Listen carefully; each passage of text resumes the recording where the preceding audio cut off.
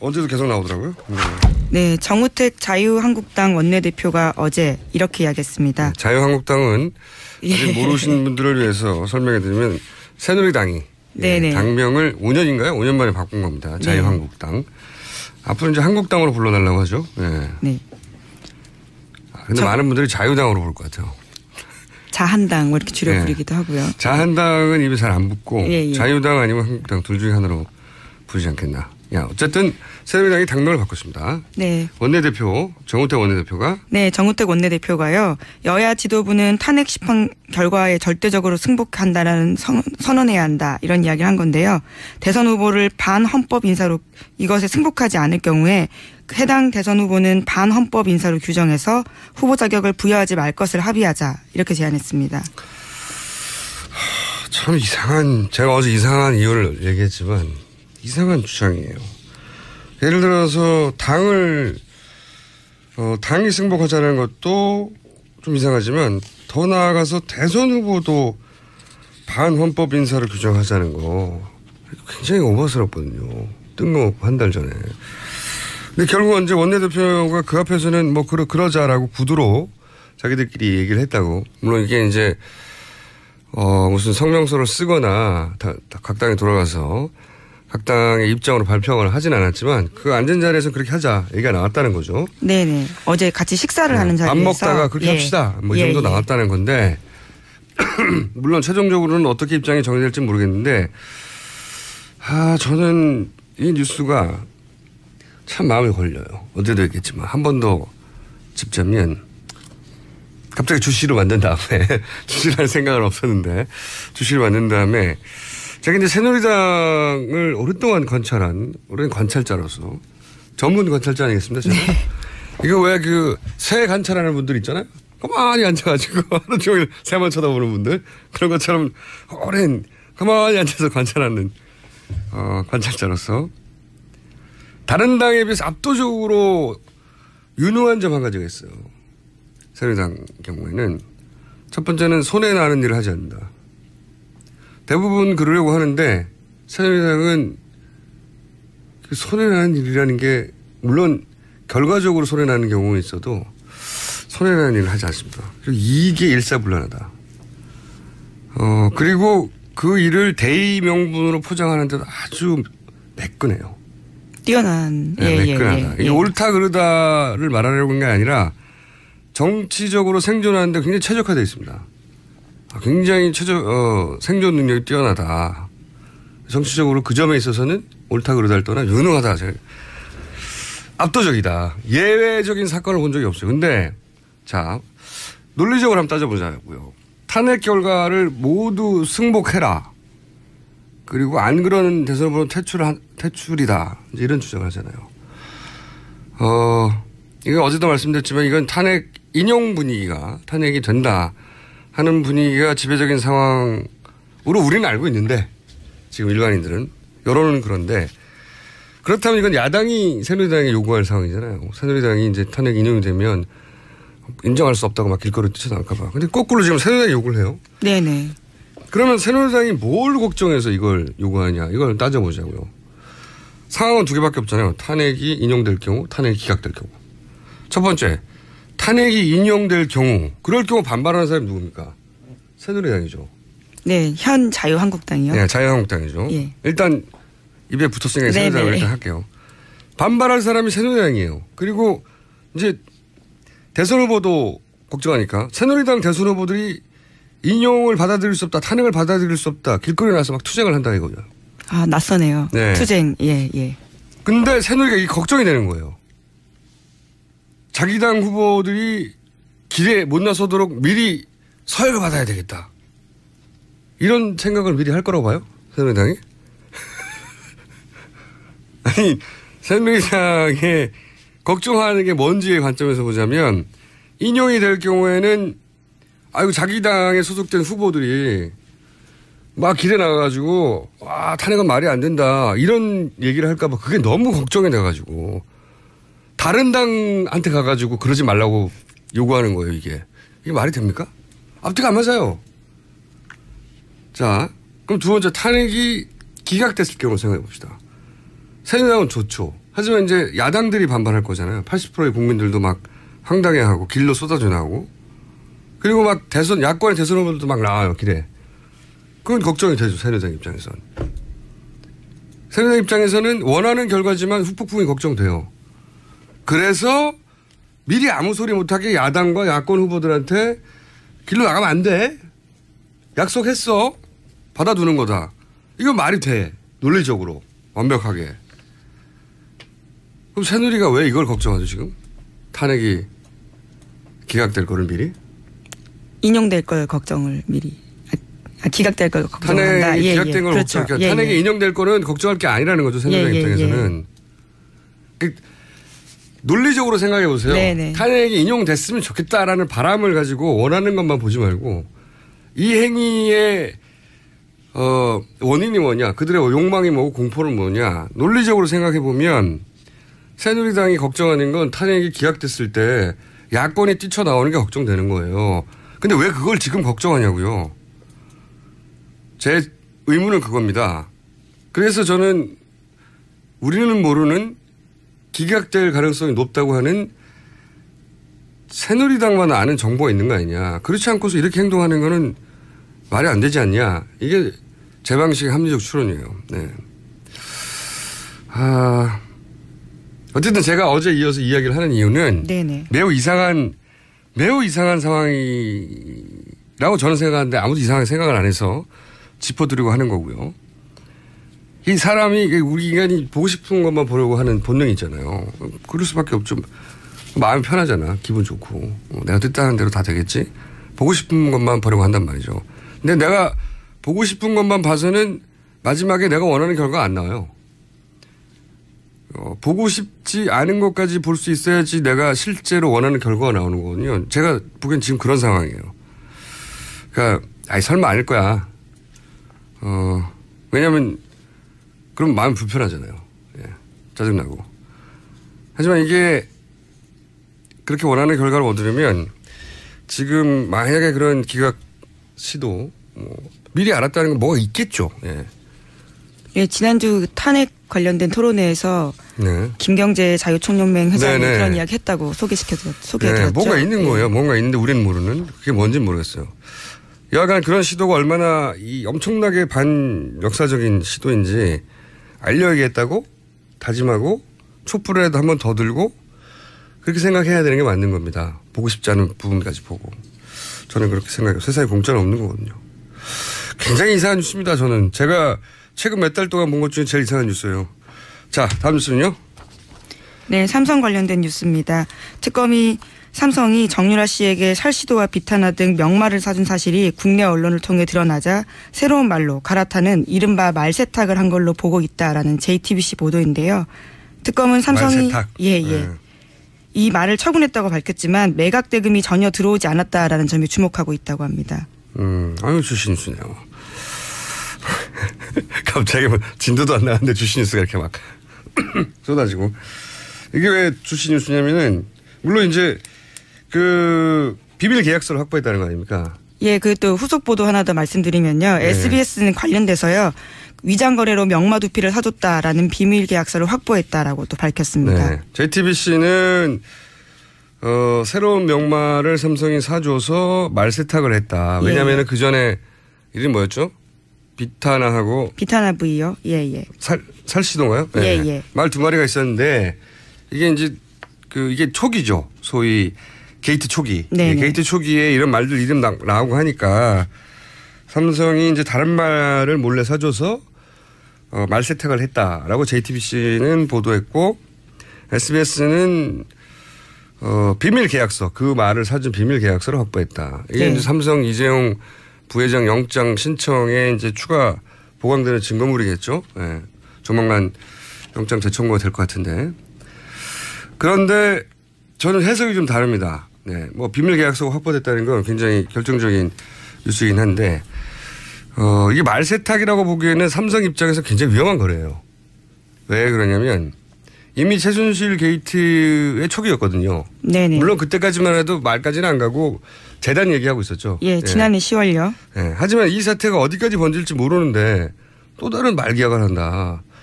더군다나 초기 계약은 최순실 씨 이름으로 말을 준 게 아니었어요. 네, 삼성 소유였죠. 네. 그때는 초반에는 이 나중에 문제가 될지 모르니 말 소유는 삼성으로 해두고 사실상 무제한으로 써서 사실상의 소유권을 주는 것과 마찬가지다 이런 계약을 했잖아요. 그런데 최순실 씨가 초반에 이 말이 삼성전자 소유라고 나온다고 해가지고 말 패스포트라는 게 있대요. 그죠? 네네. 네.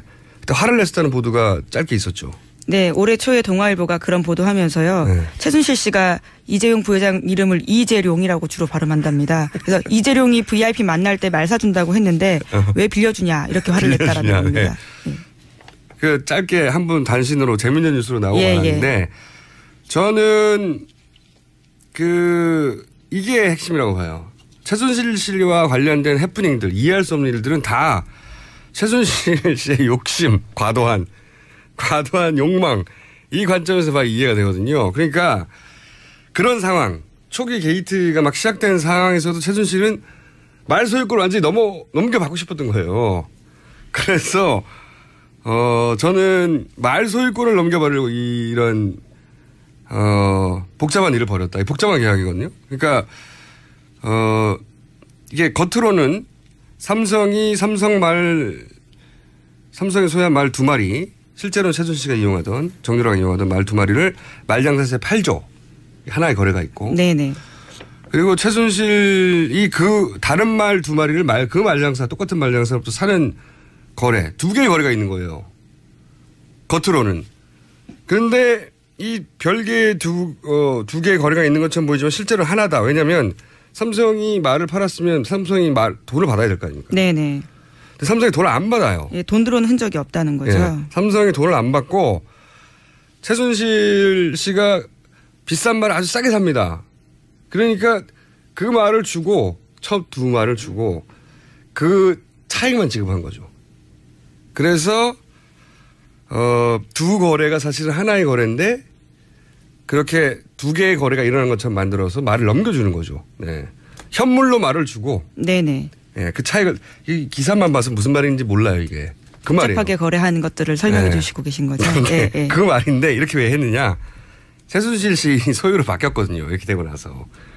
최순실 씨는 그렇게 초반에 게이트가 터졌는데도 말을 정유라 이름으로 사고 싶었던 거예요. 욕심이 그 정도인 겁니다. 네. 네, 물론 삼성은 아직까지 블라디미르 구입에는 관여하지 않았다 이렇게 하고 아니, 있습니다. 거래가 2개라고 하면 네, 네. 우리는 말을 팔았다고. 네.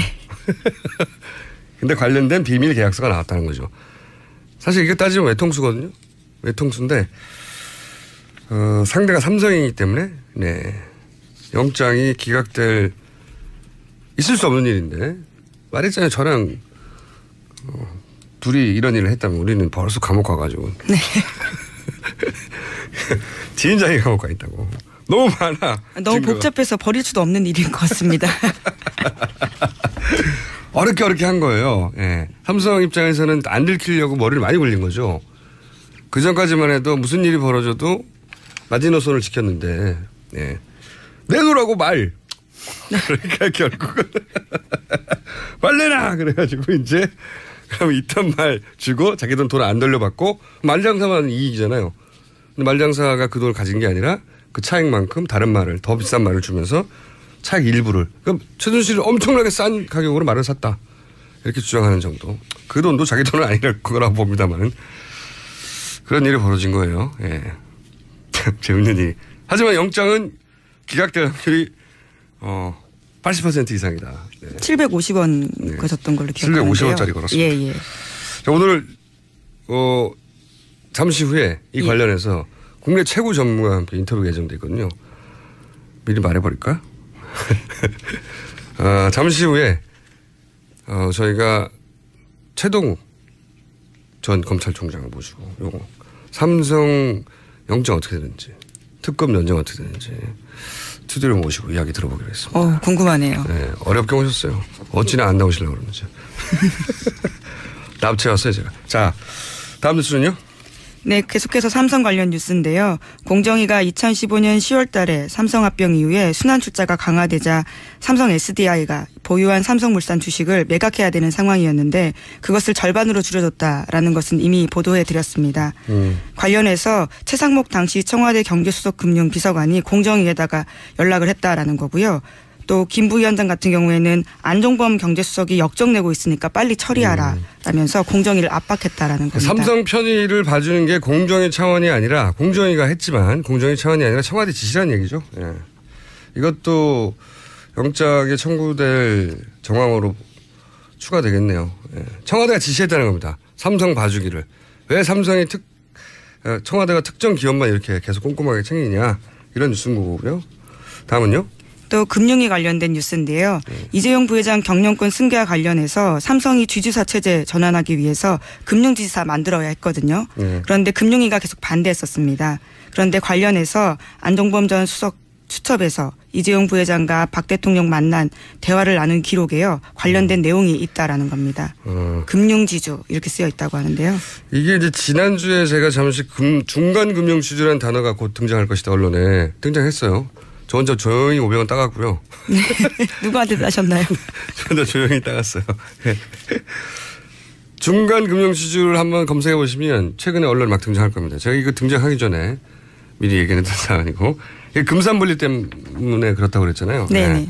산업회사, 금융회사가 네. 같은 지주 회사 아래에 묶일 수 없다. 예를 들어서 뭐 삼성전자가 돈이 필요한데 삼성생명에서 돈 막 뺏어 쓰면 안 되잖아요. 그 고객 돈인데.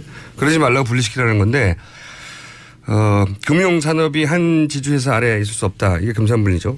이걸 해결하기 위해서 이제 지난주에는 중간금융지주라는 편법, 이상한 편법 해결하는 시도가 있을 수 있다. 그거는 시도로 확인했어요. 이미. 언론에 나오기 시작했고. 근데 이제 이건 뭐냐면 이 뉴스는 또 다른 대안이 뭐냐면 삼성생명이 있잖아요. 네네. 그러니까 소위 금융회사란 말이죠. 이걸 분리하는 겁니다.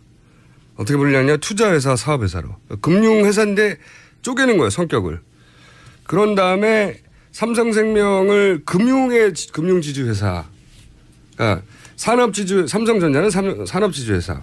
그다음에 삼성생명은 금융지주회사. 이렇게 지주회사를 두 개로 탁 나누는 이런 방안도 검토되었다. 그런데 그걸 안종범 수첩에 의하면 청와대가 또 도와주려고 했다. 뭐 이런. 삼성의 민원은 청와대가 참 관심 있게 챙겨주었다. 이런 정황인 거죠. 네. 해설이 됐나요? 네. 자, 해설이 됐고요. 자, 한 2, 3분 남았는데 죄송합니다. 자, 그 다음 뉴스를 전해주십시오. 네, 또 삼성 대관 업무 총괄하는 장충기 사장이 2015년 7월 삼성물산 제일모직 합병이 성사된 직후에 안종범 전 수석에게 연락해서 감사의 뜻을 표시한 것을 특검이 확보했다라는 겁니다. 네, 역시 정황 중에 하나인데 예. 정황은 많이 나와요. 그리고 이제 보도된 게 이 정도면 그 영장을 청구할 때 영장실질 심사 하면서 이제 판사 앞에서 증거 내놓으면서 막 이제 격돌하건단 말이죠. 그때 아마 많은 자료가 제출될 텐데 자료의 숫자가 중요한 건 아니다. 왜냐하면 이재용 부회장의 구속은 한편으로 보자면 그 뒤에 쭉 서 있는 앞으로 수사해야 되는 CJ니 롯데니 하는 재벌 그룹 회장 대부분이 구속된다고 봐야 되거든요. 이렇게 되면. 그들 전체, 재계 전체 최대 관심사 중에 하나일 수밖에 없고 삼성뿐만이 아니라 그리고 이렇게 영장이 청구됐는데 구속이 됐다. 그러면 탄핵 심판에도 상당한 그렇죠. 영향을 줄 수 있는 직결되지는 않아요. 그런데 영향을 주죠. 저거 봐라. 구속됐다는 것은 뇌물을 먹었다는 거 아니냐. 혐의가 상당 부분 소명됐다라고 볼 수 있다는 거죠. 그거를 네. 겨우 영장 실질심사 판사 한 분이 다 짊어지고 나는 역사의 무게를 안고서 목숨을 걸고 판결하겠다 해주시면 감사한데 그렇게 하기 그 앞에 기각도 충분히 기각되지 않을 수 있는 사안이 충분했는데 더 보강된다고 하면 되겠나. 화나는 일이죠 사실은. 네, 화나는 일이에요. 당연히 그 판사는 독립적으로 판단해야 되는데 그렇지 않은 정황이 너무 많으니까. 자, 750원짜리고요. 오늘 여기까지 하고 잠시 이어지는 순서는 저희가 고대하는 게스트입니다. 아주 저는 개인적으로 기대하고 있습니다. 자, 지금까지 시사인의 김은지였습니다. 감사합니다. 총장님 잘리신 이후에 이 스튜디오에 직접 나오신 건 처음이죠? 예, 처음입니다. 네. 앞으로는 자주 있을 예정으로. 저 혼자 생각 중인데. 백수 생활을 오래 하셔서 그런지 피부가 아주 좋으세요. 네, 마음 잘 다스리고 네. 뭐 그림도 그리고 잘 지낸 덕분이라고 생각합니다. 네, 아주 얼굴 좋으신데 요 인터뷰를 하고 나서도 계속 얼굴이 좋아질지는 잘 모르겠습니다. 제가 스튜디오에 모시려고 진짜 한 10고 초려 정도 했거든요. 10고 초려. 네. 자, 드디어 모셨습니다. 먼저 이 질문부터 드리겠습니다. 이 박근혜 정부와 국정원 댓글 수사를 하시다가 부딪히셨죠. 그러니까 청와대 말을 안 들은 거죠. 수사 의지를 너무 강력하게 보시다가 처참하게 잘리신 분인데 최근에 이 박근혜 최순실 게이트를 보면서 어떤 느낌이 드시는지 간단한 소회부터 먼저 한마디 해 주십시오. 네, 제가 갑자기 검찰총장을 일상의 이유로 그만둔 이후에 많은 자성의 시간을 보내왔었습니다. 그런데 최근 최순실 국정농단 사태 이전에는 검찰 돌아가는 걸 보면서 뭐 우라가 치밀 때도 있고 많은 걱정이 되기도 했었습니다. 그런데 특검이 가동되고 또 특검이 본격 수사를 나서는 걸 보면서 국민 여러분들께서도 마찬가지시겠지만은 많은 위로도 되고 또 경우에 따라서는 안타까울 때도 있고 그렇습니다. 위로가 되신다는 건 기본적으로 특검이 잘하고 있다는 얘기겠죠? 네, 저는 그렇게 생각을 합니다. 자, 그러면 과연 이 분야의 전문가가 맞는지 얼마나 이 분야에 계시는지 잠깐 제가 먼저 짚어보면 검찰이 되신 게 나이가 언제셨죠? 그때? 예, 군 복무 3년 마치고 29살에 서울지검 검사로 임관을 했습니다. 29살에. 예. 그리고 확 잘리신 게? 총장 6개월 하고. 6개월? 예, 2013년 9월 30일자로 퇴직을 했는데 그때가 55살이었습니다. 29년. 제가 알기로는 헌정사상 최단기 검찰총장이었어요. 6개월. 6개월 검찰총장을 하셨고 그런 배경 지식을 가지시고요. 그러니까 사회생활 하시고 검찰에만 계신 거죠? 쭉. 네. 그리고 네. 백수 3년 했습니다. 많이 들으셨어요, 방송이. 자, 먼저 이제 특검 연장. 특검 연장돼야 된다고 많이들 얘기하는데 검찰총장 정도 돼본 사람이 특검 연장이 왜 돼야 되는지 말하는 걸 들어본 적이 없거든요. 검찰총장까지 해보신 분으로서 특검은 연장돼야 된다. 이유가 뭡니까? 첫 번째. 여러 가지 이유가 있습니다만은 일단 현재까지 수사 진행 상황을 보면 제 생각에는 약 한 30%도 채 다 못한 거 아닌가. 30%도 안 돼요? 예, 그렇게 생각합니다. 한 반쯤 된 게 아니라 30%도 안 되는 겁니까? 예, 그걸 뭐 말씀으로만 들을 것이 아니고 특검법의 그 수사 대상을 간단히 짚어서 말씀드리면 구체적 수사 대상이 14개 항목이 있고 또 마지막 15호에서는 그 수사 과정에서 인지된 관련 사건까지 모두 15가지를 수사하도록 되어 있습니다. 근데 그 중에서 1호 청와대 문건 유출 사건, 또 6호 정유라의 이화여자대학교 불법 입학, 또 7호 정유라의 승마훈련 지원, 또 8호 불법적 인사조치 의혹, 14호 김영재 성형외과 의혹 사건, 이 5가지 하고 또 마지막 15호에 수사 과정에서 인지한 블랙박스 사건. 블랙리스트죠? 네, 블랙리스트. 총장님. 예. 블랙리스트 사건. 네, 총장님. 네, 네, 블랙박스 아니고요. 예. 블랙리스트 사건. 그래서 김기춘 전 비서실장과 조현선 장관이 구속됐습니다만은 네. 그런 일련의 사건 수사 과정에서 참 짧은 기간 동안 놀라울 만한 수사 성과를 올렸다고 생각을 합니다. 이런 부분에 대해서는 국민 여러분들께서도 정말 많은 칭찬을 아끼시지 않아도 좋으리라고 봅니다. 특검이 짧은 시간에 비해서는 정말 성과를 많이 낸 게 맞긴 맞죠? 총장님 보시기에도. 그렇습니다. 예. 그런데 이제 우리가 매일 보도를 보다 보니까 사건 파악이 많이 됐고 수사가 많이 진행된 것 같지만 총 15개 중에 5개 플러스 1 이 정도 진행이 됐다. 아직 그러니까 10개 항목은 제대로 시작도 안 된 거네요. 예, 그렇고요. 그렇고 그 진행된 부분에 대해서도 예.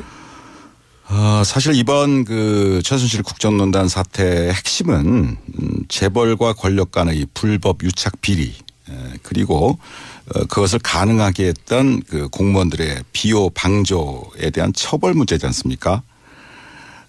그래서 특검의 수사 대상이 먼저 재벌들과 권력 간의 뇌물수수 의혹과 관련된 3, 4, 5호 다음으로 이런 국정농단을 가능하게 했던 우병우 등 관련 공무원들의 직무유기나 직권남용 등 방조 비호 의혹과 관련된 90호 그 큰 두 덩어리가 주된 요체입니다.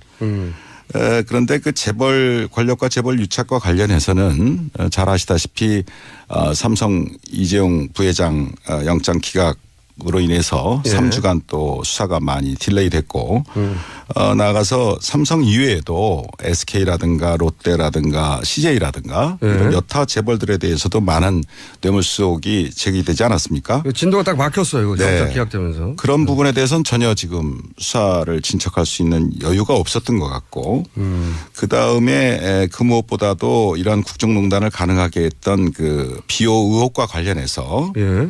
우병우 등 그 관련 공무원들에 대한 사건이 예.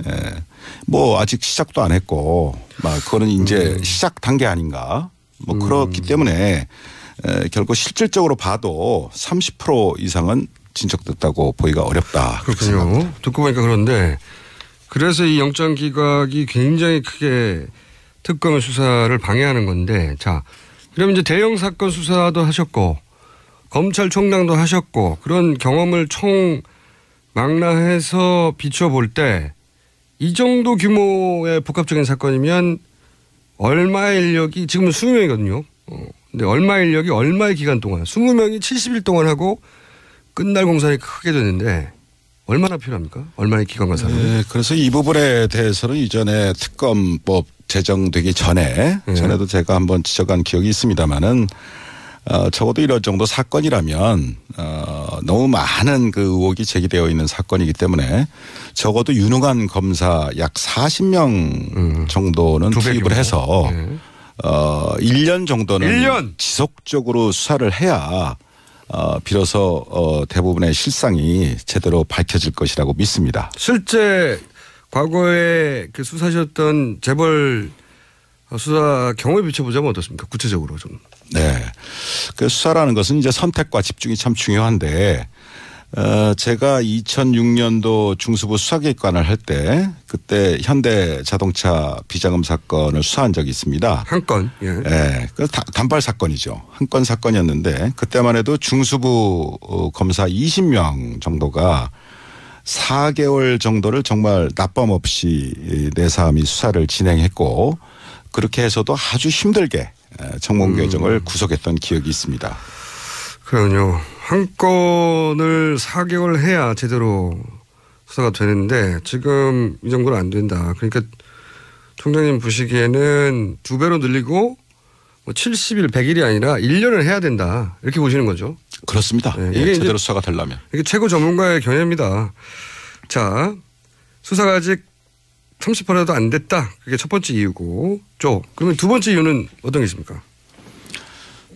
어차피 뭐 특검법이란 건 한시법이고 제한된 법정 기간 내에만 특검이 수사를 할 수 있는 것인데 지금 70일이 다 돼가고 그다음에 30일을 만약에 연장이 안 돼서 2월 말까지 특검 수사 활동이 종료가 된다면 예.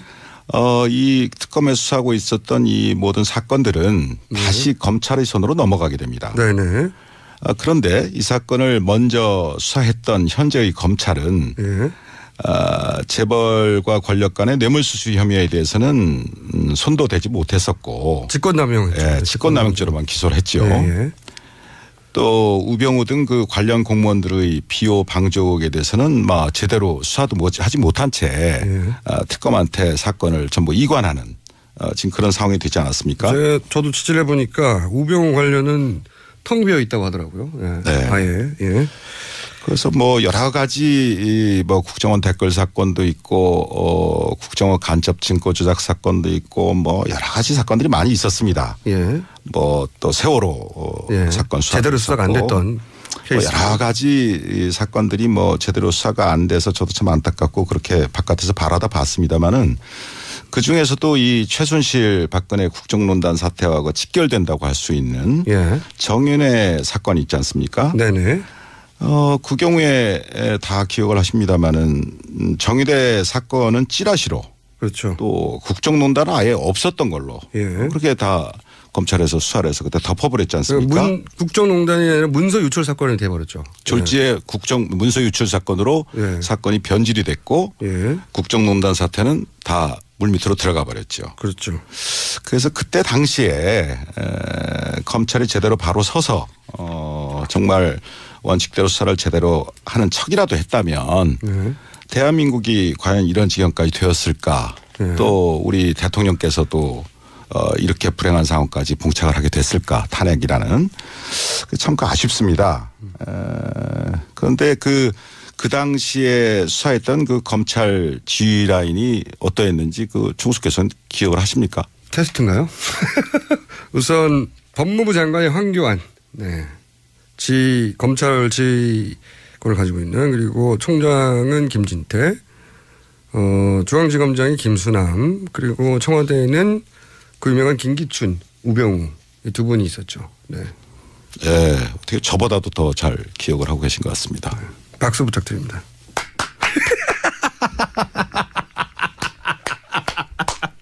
자, 박수 받았고요. 칭찬 받았고. 그런데요. 그러니까 김수남 당시 중앙지검장은 이제 검찰총장이 됐고 당시 황교안 법무장관은 총리가 됐고 우병우는 민정수석이 그 이후에 되었고 그러니까 이제 정윤회 사건을 잘 마무리해서 이분들이 승진한 거 아니냐 이런 얘기인가요? 뭐 그것에 대해서는 뭐 대통령께서 아실 것이고 뭐 여러 가지 이유가 있을 수 있었을 겁니다.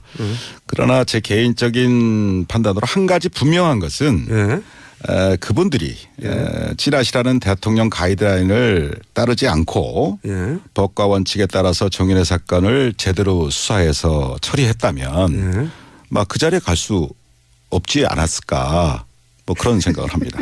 없었겠죠. 네. 그러니까 이제 요는 이 사건이 연장이 안 되면 당시 가이드라인을 따랐던 인사들의 손에 다시 사건이 들어간다 이런 요지네요. 그렇습니다. 그것이 지금 이 특검 연장과 맞물려서 참 중요한 문제입니다. 이번 기회에 제가 제 말씀을 간단히 드리면 종래의 그 동서고금의 법원 중에 에스토펠이라는 법원이 있습니다. 예? 즉 에스토펠? 금반언의 원칙입니다. 아니면 에스토펠도 어려운데 금반언은 더 어려워요. 다 어렵죠. 예. 뭐 저도 어려웠었습니다 옛날에. 예, 이게 무슨 말입니까 이게? 그래서 쉽게 말씀드리면 이 금반언의 원칙이라는 것은 이미 표명한 이미 밝힌 자기의 언행에 대해서 모순되는 행위를 스스로 할 수 없다. 뭐 그런 원칙을 말합니다. 자기 한 말을 뒤집을 수 없을 거다 이런 거네요. 우리 표현으로 한다면 뭐 일구이연. 는 곤란하다 이런 말이 되겠습니다. 그렇게 하면 될 것을 참. 이 검찰들은 다 아는 표현인가요? 다 알죠. 예, 법조인들은 다 압니다. 법조인들은? 네. 뭐 없을 분들이네. 죄송합니다. 그 어려운 말을 써서. 일구이연이 쉽지 않다. 네, 쉽지 않다. 그러니까 뭐 뇌물수수 얘기했다가 뭐 딴 걸 바꾼다든가 또는 뭐 직권남용했다가 딴 걸 바꾼다든가 이게 안 된다 이런. 그렇죠. 그 지금 검찰은 특검으로 이관하기 전에 이 사건을 뇌물수수가 아니라 직권남용죄로만 의율을 했지 않습니까? 의율이요? 의율? 네. 직권남용죄를 적용했다. 그렇게 표현하면 좀 의율. 쉽게 이해가 되시겠죠. 의율했지 않습니까? 법을 적용했다. 네. 이것도 검사들은 다 아는 표현입니까? 네. 그거는 일반 국민들도 많이 아십니다. 아니에요.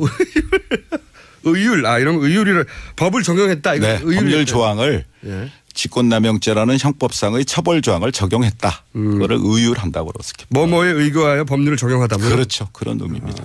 네. 쉬운 말로 해주세요. 근데 그랬던 검찰이 이 사건을 다시 특검으로부터 다시 이관 받아서 네. 뇌물수수죄로 제대로 수사해서 기소할 수 있겠냐. 자기가 한 말이 있는데 네. 예. 그때는 왜 몰랐냐. 네. 이렇게 말을 할 수가 있겠네요. 불가능한 거죠. 일부 이혼하는 문제가 되니까. 그다음에 또 한 가지는 이것 또한 어려운 말입니다. 우리 헌법상에 자기 부죄 금지의 원칙이라는 것이 있습니다. 그러니까 말하자면 스스로 죄를 부담할 수는 없다. 그래서 여러분들이 아시다시피 묵비권, 최순실 씨요새 묵비권. 자기 죄에 대해서 진술을 거부할 수 있는 거예요. 거부할 수 있는 권리를 네. 준다. 이게 그 원칙. 그게 이제 헌법상의 원칙입니다. 자기 부죄 금지 원칙이요? 네네. 그래서 이게 그러면 예를 들어서 법원에 가서 제가 이제 법정에 많이 나가봤지 않습니까?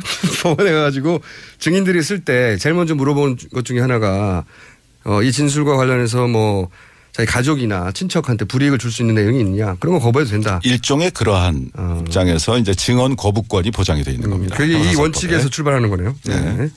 그런데 그래서 결국은 그런 부재 금지 원칙이 있는 것처럼 자기 자신이나 또는 자기 자신이 속한 조직, 기관에 대해서 스스로 수사해서 처벌한다는 것은 현실적으로 기대하기가 참 곤란합니다.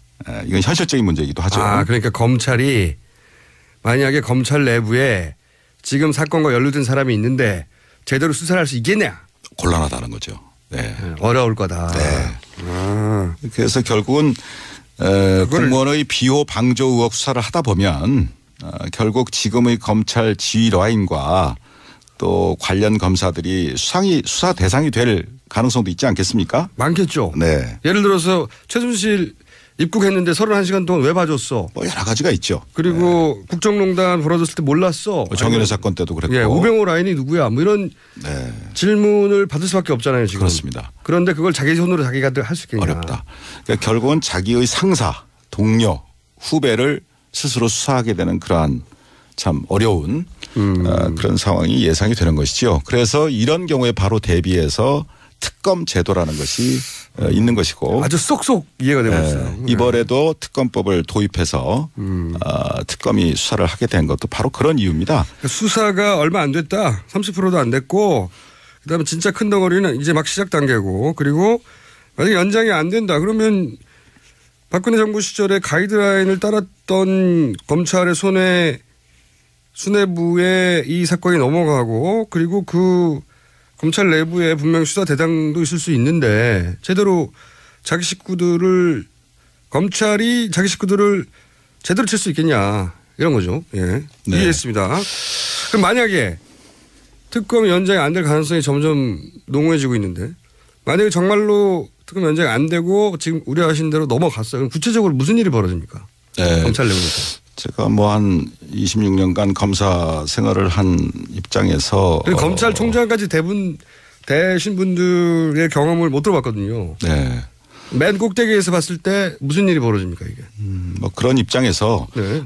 국민 여러분들의 어떤 이해를 돕기 위해서 간단히 좀 말씀을 드려보겠습니다. 네.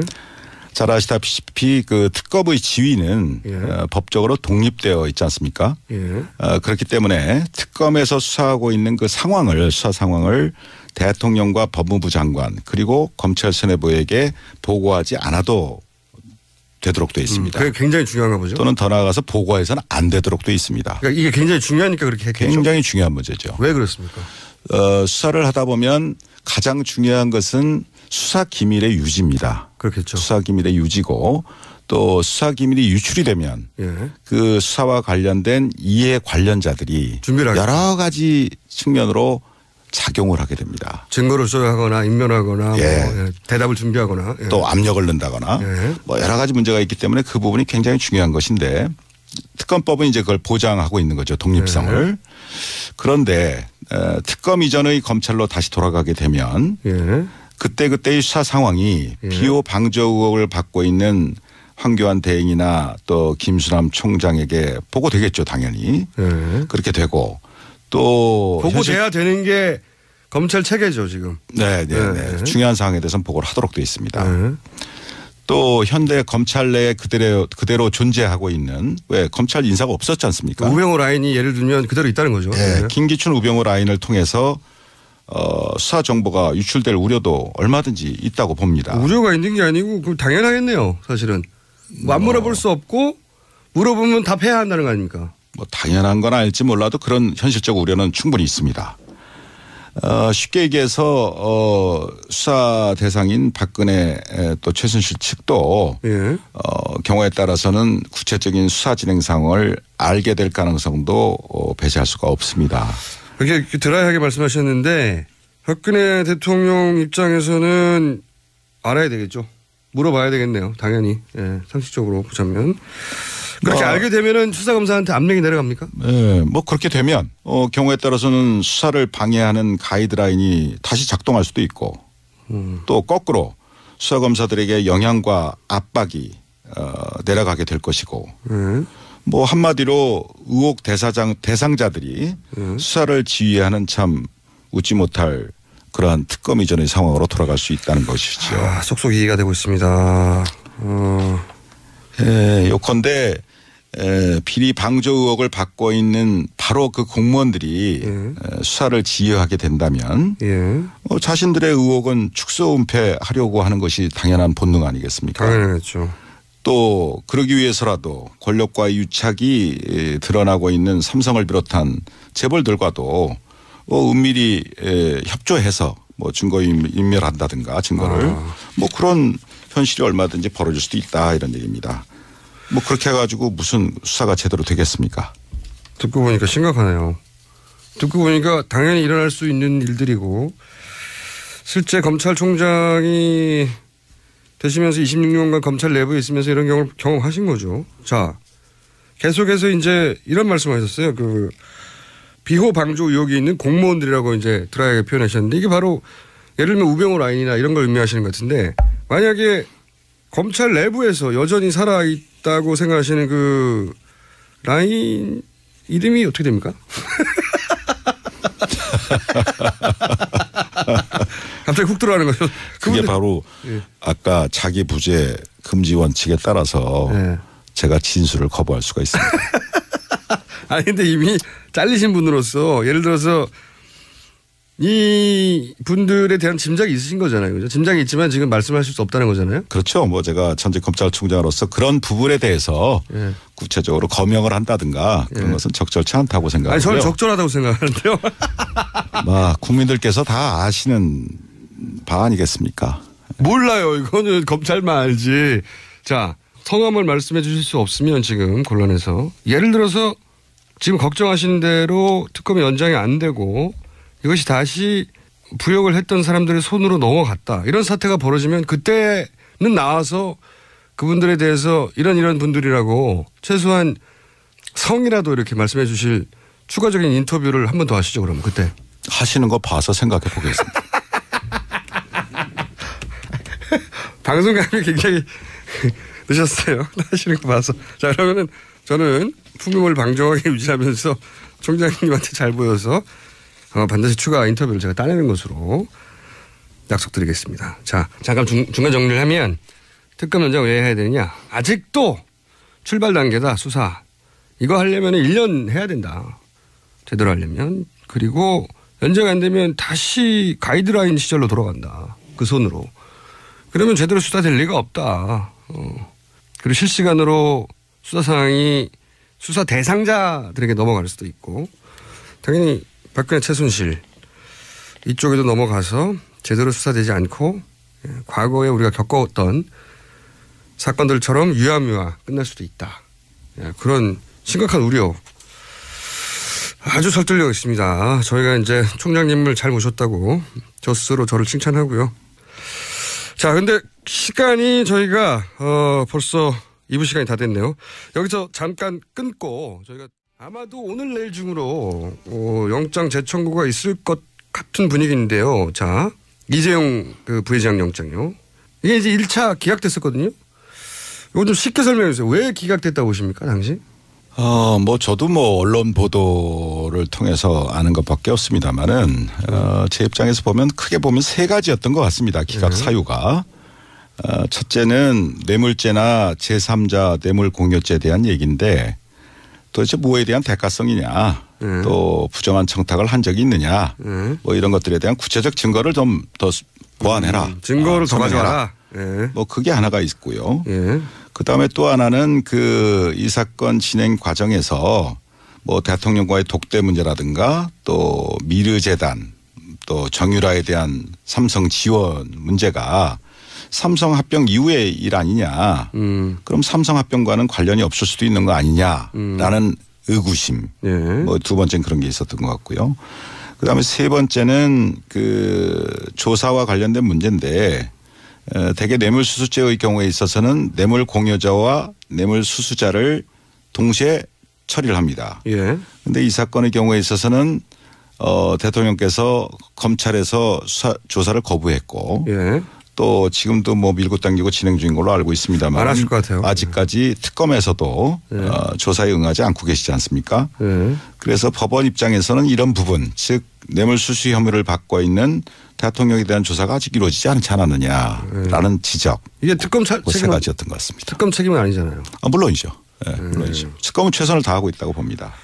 그러면 요거는 이제 법원에서 기각한 이유를 이제 추정하신 건데 이렇게 기각하는 게 맞습니까? 어떻게 보세요? 평생 검찰 하신 분으로서. 물론 뭐 법원의 판단에 대해서 제가 가타부타 언급을 하는 것은 뭐 적절치 않습니다. 하실 거면서. 그러나 제 경험에 비추어서 하실 거죠? 비추어서 가타부타. 간단한 제 생각을 말씀드리겠습니다. 네, 자 가타부타 시작됩니다. 권력과 재벌이 유착된 이런 대형 사건들의 경우에는 통상적으로 장기간에 걸친 치밀한 계획 아래 합법의 가면을 쓰고서 공조직 등의 다양한 채널을 동원해서 입체적으로 이루어지게 됩니다. 이것은 경험상 그렇습니다. 또 더 나아가서 사후에 말하자면 어떤 뇌물수건이 있었는데 사후에 문제가 생겼을 경우에도 그 과정에서 벌어진 개별적인 행위들은 전부 합법적이고 공적이고 하는 그런 탈을 쓰게 됩니다.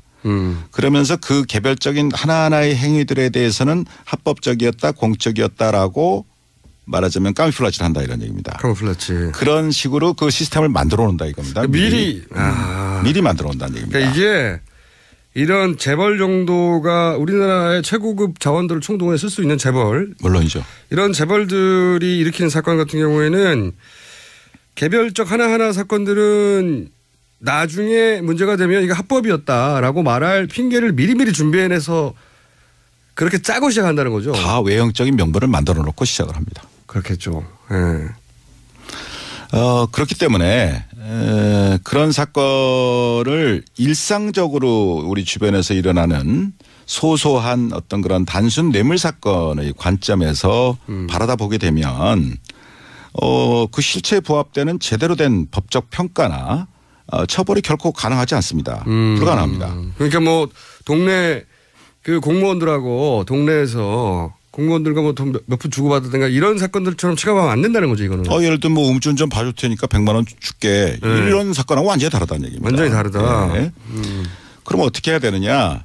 이런 복잡다단한 대형 사건들의 경우에는 가장 문제가 되는 것이 결국 대가성과 청탁 유무에 대한 판단인데 그런 것을 판단할 때 1년의 과정, 장기간에 걸쳐 이루어지죠. 1년의 과정 전체를 한 덩어리로 바라보는 포괄적인 관점에서 그 판단이 이루어져야 한다 이런 얘기입니다.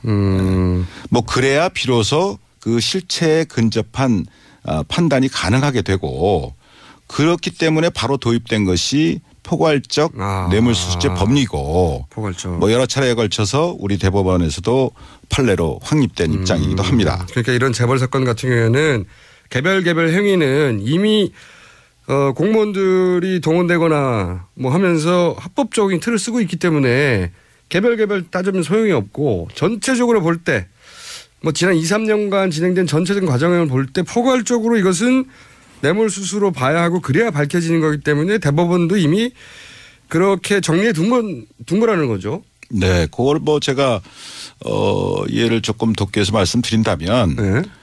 우주를 바라다 보는데 예. 뭐 무수한 항성들 있지 않습니까? 예. 우주를 바라다 보는데 그 우주를 제대로 보려면 예. 그래서 우주 전체 실체를 그나마 제대로 알으려면 망원경으로 전체를 바라다 봐야 될 거 아닙니까? 그렇죠. 망원경으로. 예. 그런데 거기에다가 돋보기를 갖다 들이대고서 개별적인 장면 하나하나를 따지기 시작하면 우주 전체의 실체라는 것은 접근할 수도 없고 온데간데 없고 오로지 봤더니 저건 달이고 봤더니 저거는 뭐 지구고 이런 식의 어떤 그 자잘한 실체와는 거리가 동떨어진 법적 논쟁만 남게 된다 이런 말입니다.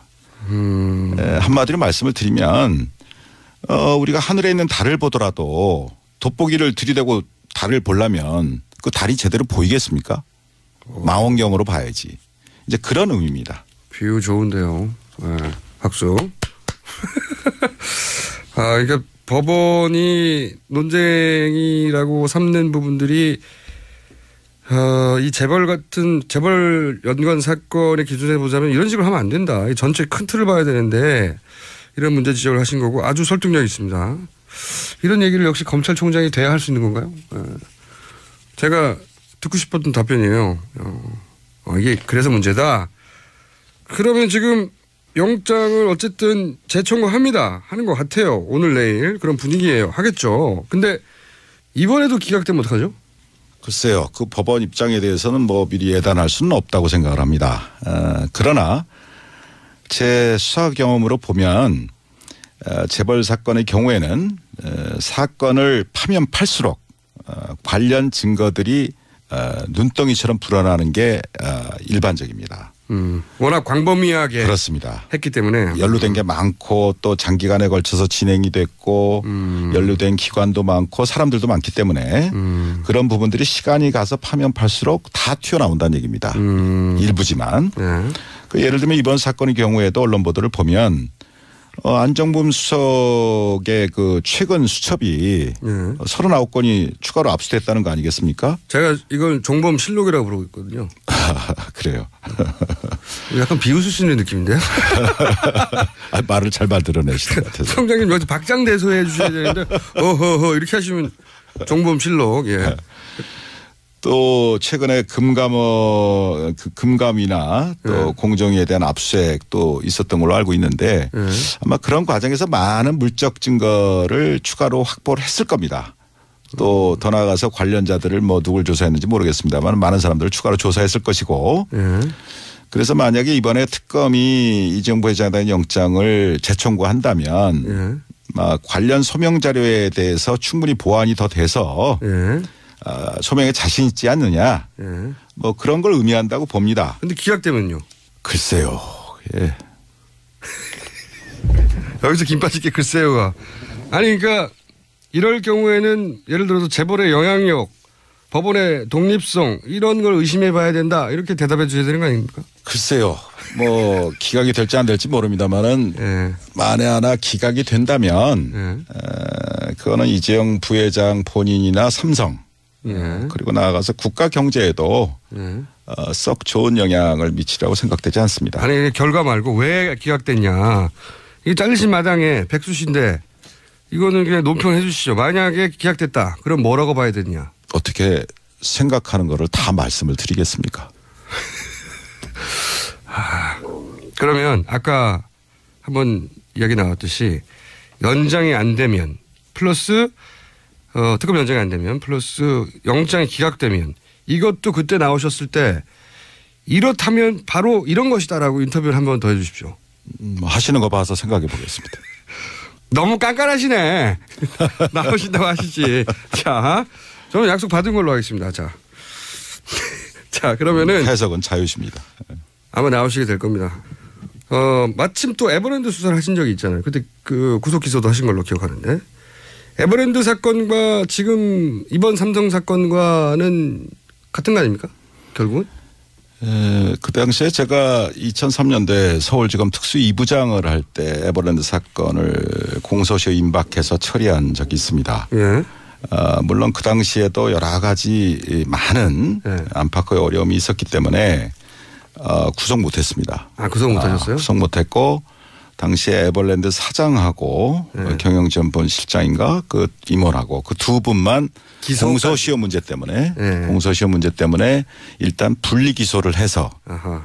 이건희 등 나머지 주요 공범들에 대한 공소시효를 정지한 적이 있습니다. 그만큼 어렵구나. 상당히 어려운 겁니다. 삼성은 워낙. 재벌 상대 수사라는 것이. 근데 뭐 오래된 일이지만 거기에 대해서 한번 제가 이번 삼성물산과 제일모직 합병권 관련한 예. 사건과 차이점. 에버랜드 사건의 차이점에 대해서 한번 좀 저 혼자 생각을 좀 해봤습니다. 예. 본질적인 차이가 있습니다. 두 사건에는. 아, 그래요? 네. 어떻게 있습니까? 물론 삼성그룹의 지배권을 승계시키거나 강화한다는 측면 예. 또 그로 인해서 경제적인 이득을 봤다는 면 뭐 그런 것은 공통점이 있습니다. 그렇죠. 그래서 같아 보이는데. 네. 그러나 에버랜드 사건의 경우는 우선 삼성 계열사 그러니까 삼성그룹 내부죠. 삼성 계열사와 그 투자자들만 손해를 본 사건입니다. 아, 그렇죠. 일반 국민이 아니고. 그렇죠. 그렇죠. 삼성 계열사와 그 투자자들 예. 즉 에버랜드의 주주들입니다. 이 사람들이. 예. 그러니까 삼성 계열사가 예. 그럼 삼성 계열사가 손해를 보면서 본 사건인데 삼성 계열사가 손해를 보니까 삼성 계열사에 투자한 투자자들도 손해를 보게 된다는 거죠. 그렇죠. 그런 의미에서 삼성 계열사와 그 투자자들만 손해를 봤죠. 범위가 그 정도인데 손해 네. 범위가. 그다음에 그 일련의 과정에서 보면 삼성그룹 내부의 문제였기 때문에 예. 삼성 내부 임원들만이 여기에 가담을 했습니다. 또 동원이 됐고. 직접 가담한 사람들이. 그렇죠. 예. 근데 에버랜드 사건은 그렇다 이겁니다. 그런데 이번 사건의 경우를 보면 이 2,100만 명 말이 그렇지 이게 천문학적인 인원 아닙니까? 국민의 반인데 2,100만 명이 넘는 국민연금 가입자 전체가 잠재적인 손해자가 됐단 말입니다. 손해를 봤단 말입니다. 맞죠. 예. 그다음에 그 수법을 보더라도 단순히 그 삼성그룹 내부의 문제로 해치운 게 아니라 뇌물 공여까지 해가면서 국가기관을 총동원했다 이겁니다. 아. 그게 본질적인 차이가 있어요. 예리한 분석입니다. 이거. 그러니까 손해의 범위 또 수법 면에서 두 사건은 굉장한 차이가 있다. 즉 한마디로 손해의 범위는 굉장히 국민 대다수로 광범위해졌고 또 수법 또한 매우 대담해졌다 이겁니다. 그래서 제가 이전에 에버랜드 사건을 수사했던 경험과 이번에 언론 보도를 통해서 쭉 느껴지는 것은 재벌들을 처벌해야 할 때 제대로 처벌하지 않으면 시간이 갈수록 그 폐해는 그 손해는 더욱 커지고 또 그 수법 또한 아주 악질적으로 진화한다 이러는 겁니다. 방법이 굉장히 진화한다 이거예요. 법보다도 더 앞서갑니다. 굉장히 예리한 이런 얘기를 들어본 적이 없어요. 검찰총장이 괜히 되신 게 아니네요. 6개월밖에 안 했지만. 완전 설득되고 있습니다. 그렇죠. 더 대담해지고 더 악질적으로 변했어요. 그런데 이번에도 틀림없이 얘기 나올 텐데 이 재벌 총수 구속하면은 국가 경제 악영향이 있다. 이러면서 이제 구속하지 말라고 그러잖아요. 이 부분은 직접 재벌 총수를 구속시켜본 경험이 있는 분으로서 어떻게 생각하십니까? 네, 제가 경험한 바에 의하면 뭐 저는 이제 정몽구 회장을 그때 직접 중수부에서 구속을 한 적이 있고 뭐 최태원 뭐 김승연 회장 이런 분들은 이제 예하청에서 예. 구속할 때 제가 지휘라인에 있고 그랬습니다마는 그 재벌 총수를 구속을 할 때마다 전 일간지에 전면 광고가 나갑니다. 맞아요. 국가경제. 예. 그러면서 거기서 국가경제 얘기가 항상 나오고 그다음에 우리 총수가 구속이 되면 기업 가치가 하락하고 또 대신료가 추락돼서 그 회사는 물론이고 국가경제도 어려워진다. 협박이죠. 협박. 예. 뭐 이런 식의 기사와 광고가 횡행합니다. 지금도 삼성 이재용 부회장 얘기할 때 종편에서는 끊임없이 그 논리를 갖다 대요. 그렇습니다. 예. 그런데 지난 경험입니다마는 정몽구, 최태원, 김승연 등 그 재벌 총수가 구속된 이후에 뭐 현대자동차든 SK든 하나그룹이든 기업 가치가 하락하거나 또는 대외 신인도가 추락해서 국가 경제가 더 어려워졌었습니까? 그렇다고 생각하세요? 아니죠. 아닙니다. 그렇죠. 예. 이거는 실제 사례를 들어서 반박하면 되는군요. 아하. 그러면 삼성 부회장이 이재용 부회장이 구속됐다. 그러면은 어떤 영향이 있을까요? 국영제에? 예, 아까 말씀드린 거와 관련해서 결과적으로는 오히려 해당 기업의 투명성이나 신뢰도를 높이는데 기여했다고 보는 쪽이 일반적인 시각이라고 생각합니다. 좀 더 구체적으로 말씀해 주세요. 그래서 만약에 이번 삼성 부회장 건에 대해서도 제대로 원칙대로 수사가 돼서 처리가 이루어진다면 여러 가지 전 좋은 순기능도 있다고 생각을 합니다. 구체적으로. 우선 그 이재용 부회장 혼자만의 생각으로 지금 이번 일이 벌어졌겠습니까? 그럴 리가 없죠. 그럴 리가 없죠. 무수한 법률가들 또 많은 전문가들이 오랜 연구와 기획 또 경우에 따라서는 조직적인 로비들이 있었기 때문에 가능한 거 아니겠습니까? 당연히 그렇겠죠. 지금 사건을 드러나는 거 봐도 온갖 사장단들이 왔다 갔다 하고 그랬잖아요, 독일에. 그럼요. 그런데 예를 들면 이재용 부회장이 원칙대로 구속이 된다면 삼성 내부에서도 다시는 이런 식의 발상이나 시도는 엄두도 못 내는 상황이 될 거다 이런 얘기입니다.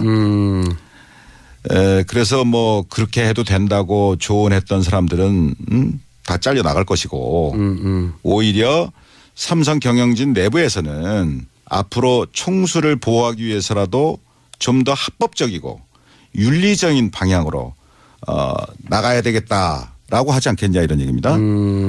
그랬을 때 결과적으로는 삼성이라는 그 글로벌 기업 입장에서 보면 결국은 삼성이 좀 더 투명해지고 합법적인 기업이 되고 또 신뢰를 받는 기업으로 더 새로 태어나는 그런 계기가 되지 않겠냐. 삼성을 위해서 더 좋다. 네, 그렇습니다. 아 이거 종편 얘기 나오면 이거 틀어줘야 되겠다 이거. 완전 설득력 있습니다. 그리고요.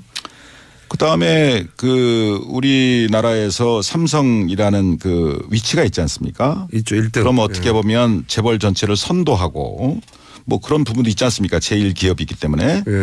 그랬을 때 다른 삼성 이외의 다른 재벌들도 이 삼성그룹의 사건이 어떻게 처리가 되느냐 그런 부분을 굉장히 예의주시하게 되어 있습니다. 그렇죠. 삼성이 안 되면 우리도 뭐 안 되겠네. 이렇게 그렇죠.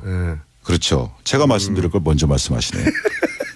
그래서 이재용 부회장의 구속은 우리나라 재벌들 나머지 재벌들 전체에게도 큰 시그널을 보낸다 이겁니다. 정경유착은 삼성 부회장 한 사람 구속으로 해결될 수도 있겠네요 이게. 제가 볼 땐 그럴 수도 있습니다. 그래서 결국은 거기서 가장 큰 시그널이라는 것은 무엇이냐면은 아무리 경제 권력이 강하다 하더라도 합법 경영을 하지 않으면 예외 없이 총수가 구속될 수 있다. 그렇죠. 라는 시그널을 보낸다는 얘기입니다. 그것만 되면 돼요. 그러면 그것이 바로 무엇이냐. 지금 국민들이 그렇게 갈망하고 있는 재벌 개혁의 출발점이 된다 이런 얘기입니다. 마구 설득되고 있습니다. 총장님이 왜 총장님이 되셨는지 알겠고요. 그리고 왜 잘렸는지도 알겠어요. 잘린 얘기는 안 하셨으면 좋겠습니다. 이런 생각을 하시니까 잘리죠. 자, 이제 마지막 주제입니다. 마지막 주제 황교안 대행이 이제 저는 특검 연장을 안 할 것 같은데 자, 이 부분을 한번 짚어보겠습니다. 안 하겠죠? 만약에 황 대행께서 국민 대다수의 뜻과 달리 연장을 일방적으로 거부해버려서 특검 수사를 중단시킨다면 결국은 이러한 최순실 국정농단 사태에 대한 수사 의지가 없다는 것을 스스로 증명한 거 아니겠습니까? 지금 안 해줄 것 같은데 그 말씀을 좀 제 나름대로 해석을 하면 특검 연장을 안 해주면 수사 의지가 없는 거다. 안 할 것 같은데 안 한다면 이유가 뭘까요? 다 아시다시피 그 황교안 대행 역시 국민 대다수 분들이 이번 국정농단 사태의 공동 책임자 중에 한 사람 아니냐라는 그 의혹을 제기하고 있지 않습니까? 그런 의혹은 이 정부 들어와서 뭐 법무부 장관을 오래 하셨고 또 총리를 계속 하셨고 이젠 대행까지 하고 있고 그 과정에서 이런 농단 사태가 다 벌어졌지 않습니까? 다 벌어졌어요. 그 말씀은 특검 연장을 안 하면 자기 책임이 드러날까 봐 안 하는 거다?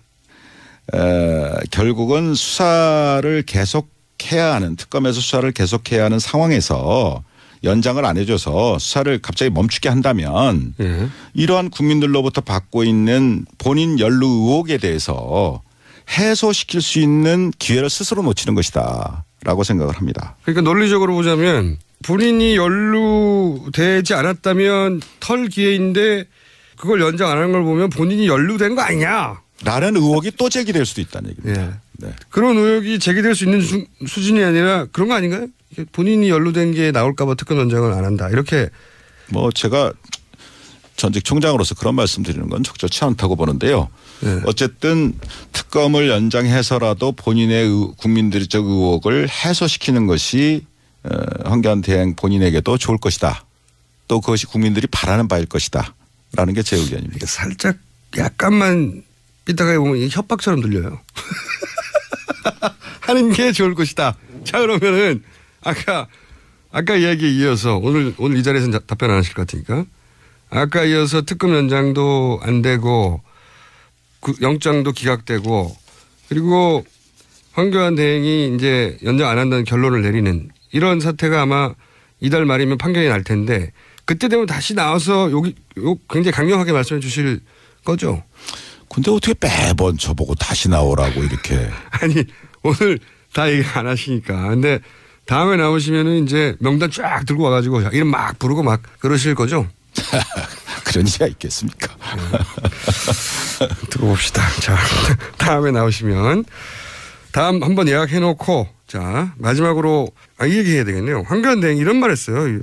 윤석열 검사 자천에 대해서 이제 언론에서도 그렇고 저도 그렇게 알고 있었는데 그리고 사실 총장님이 날아가신 것도 이 댓글 수사를 청와대 의지하고는 다르게 너무 강력하게 밀어붙이다가 날아간 걸로 알고 있는데 황교안 대행이 최근에 한마디 했어요. 윤석열 검사가 자천된 것은 댓글 수사와는 상관이 없고 종합적으로 볼 때 자질의 문제가 있어서 자천된 거다. 이런 식으로 말했단 말이죠. 여기에 대해서는 당시 댓글 수사를 총지휘하셨던 검찰총장이고 그리고 그로 인해서 자천됐다고 알려진 윤 검사에 대해서 이 황교안 대행의 논평에 대해서 한마디 하셔야 될 것 같은데요. 제가 그 국회 대정부 질의 과정에서 황 대행께서 그렇게 답변하시는 기사를 하셨다는 보도를 보고 누가 누구를 평가하나. 이 윤석열 검사는 제가 뭐 오래 전부터 뭐 같이 근무도 하고 데려두고도 일하고 뭐 지휘도 하고 또 마지막으로 제가 이제 국정원 댓글 사건 수사팀장으로 임명도 하고 그래서 수사하다가 저는 이제 1심 상임사로 먼저 나가고 그랬습니다만은 본인 그런 오랜 그 오래 겪어본 그 선배 입장에서 생각을 한다면 뭐 제 나름대로 평가를 하고 싶은 생각도 듭니다. 뭐라고 평가하시겠습니까? 우선 황교안 대행은 자질이 문제가 있어 실력이 없어 자천했다는 거거든요. 한마디로 요약하면. 전 뭐 거기에 대해서는 아까 그 말로 답변을 대신하고요. 누가를 평가하냐? 제 생각으로는 이 윤석열 검사는 지금 뭐 특검팀에서 열심히 뭐 쥐야창창 수사를 하고 있는 것 같은데 아주 치밀하고 해박한 법률 전문가입니다. 법률 이론가예요. 기본적으로. 그다음에 어떤 법과 원칙에 어긋나는 것 거기에 대해서는 단호히 거부합니다. 저한테도 많이 거부했어요. 그러면 어떤 이 검찰이라는 것이 상명하복 조직인데 거기서 상사의 말이 틀리다고 그래서 거기에 대해서 거부를 하고 대들고 자기 소신을 편다는 것은 정말 그건 대단한 용기가 필요한 겁니다. 바깥에서 보시는 것보다도 더. 그래서 거기에는 분명히 자기 희생적인 자기 헌신적인 용기가 없으면 불가능한 겁니다. 그런데 이 윤석열 검사 같은 경우는 제가 겪은 바에 의하면 자기 헌신적인 용기를 갖고 있어요. 갖고 있는 친구다 이거요. 그다음에 또 아주 다이내믹합니다. 신중하면서도 다이내믹해서 말하자면 예리한 칼잡이다. 그래서 한마디로 제가 말씀드린다면 문무를 겸비한 훌륭한 검사다. 문무를 겸비한. 네. 문무를 겸비한 훌륭한 검사다. 뭐 그런 표현을 하고 싶습니다. 자, 무슨 말씀인지 잘 알았고요. 자, 마지막으로 어렵게 스튜디오 직접 나오셨는데 혹시 다음 출연까지는 아직 뭐 한 3주 정도 남았기 때문에 남기고 하실 말씀 뭐 국민들이 하고 싶은 말씀이나 검찰에게 하고 싶은 이야기 제가 뭐 간단한 심정을 말씀드리겠습니다. 대한민국 검찰은 2,000명이 넘는 검사를 포함해서 10,000명이 넘는 방대한 수사 인력을 가진 강력한 수사기관입니다.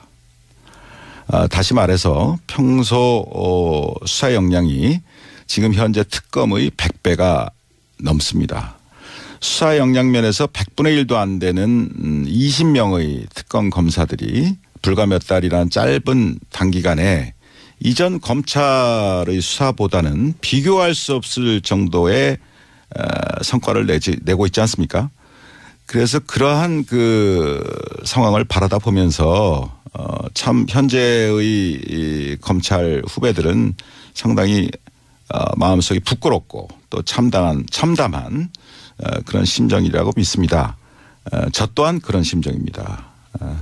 그래서 이번 특검을 보면서 권력의 개가 되어서 권력의 입맛에 맞게 수사하는 것과 국민의 검찰로 법과 원칙대로 수사하는 것의 이 극명한 차이를 그리고 검찰이 이 지경이 되도록 만든 정치 검사들의 말로를 우리 정의로운 젊은 검사들이 꼭 마음에 새기고 잊지 말기를 바랍니다.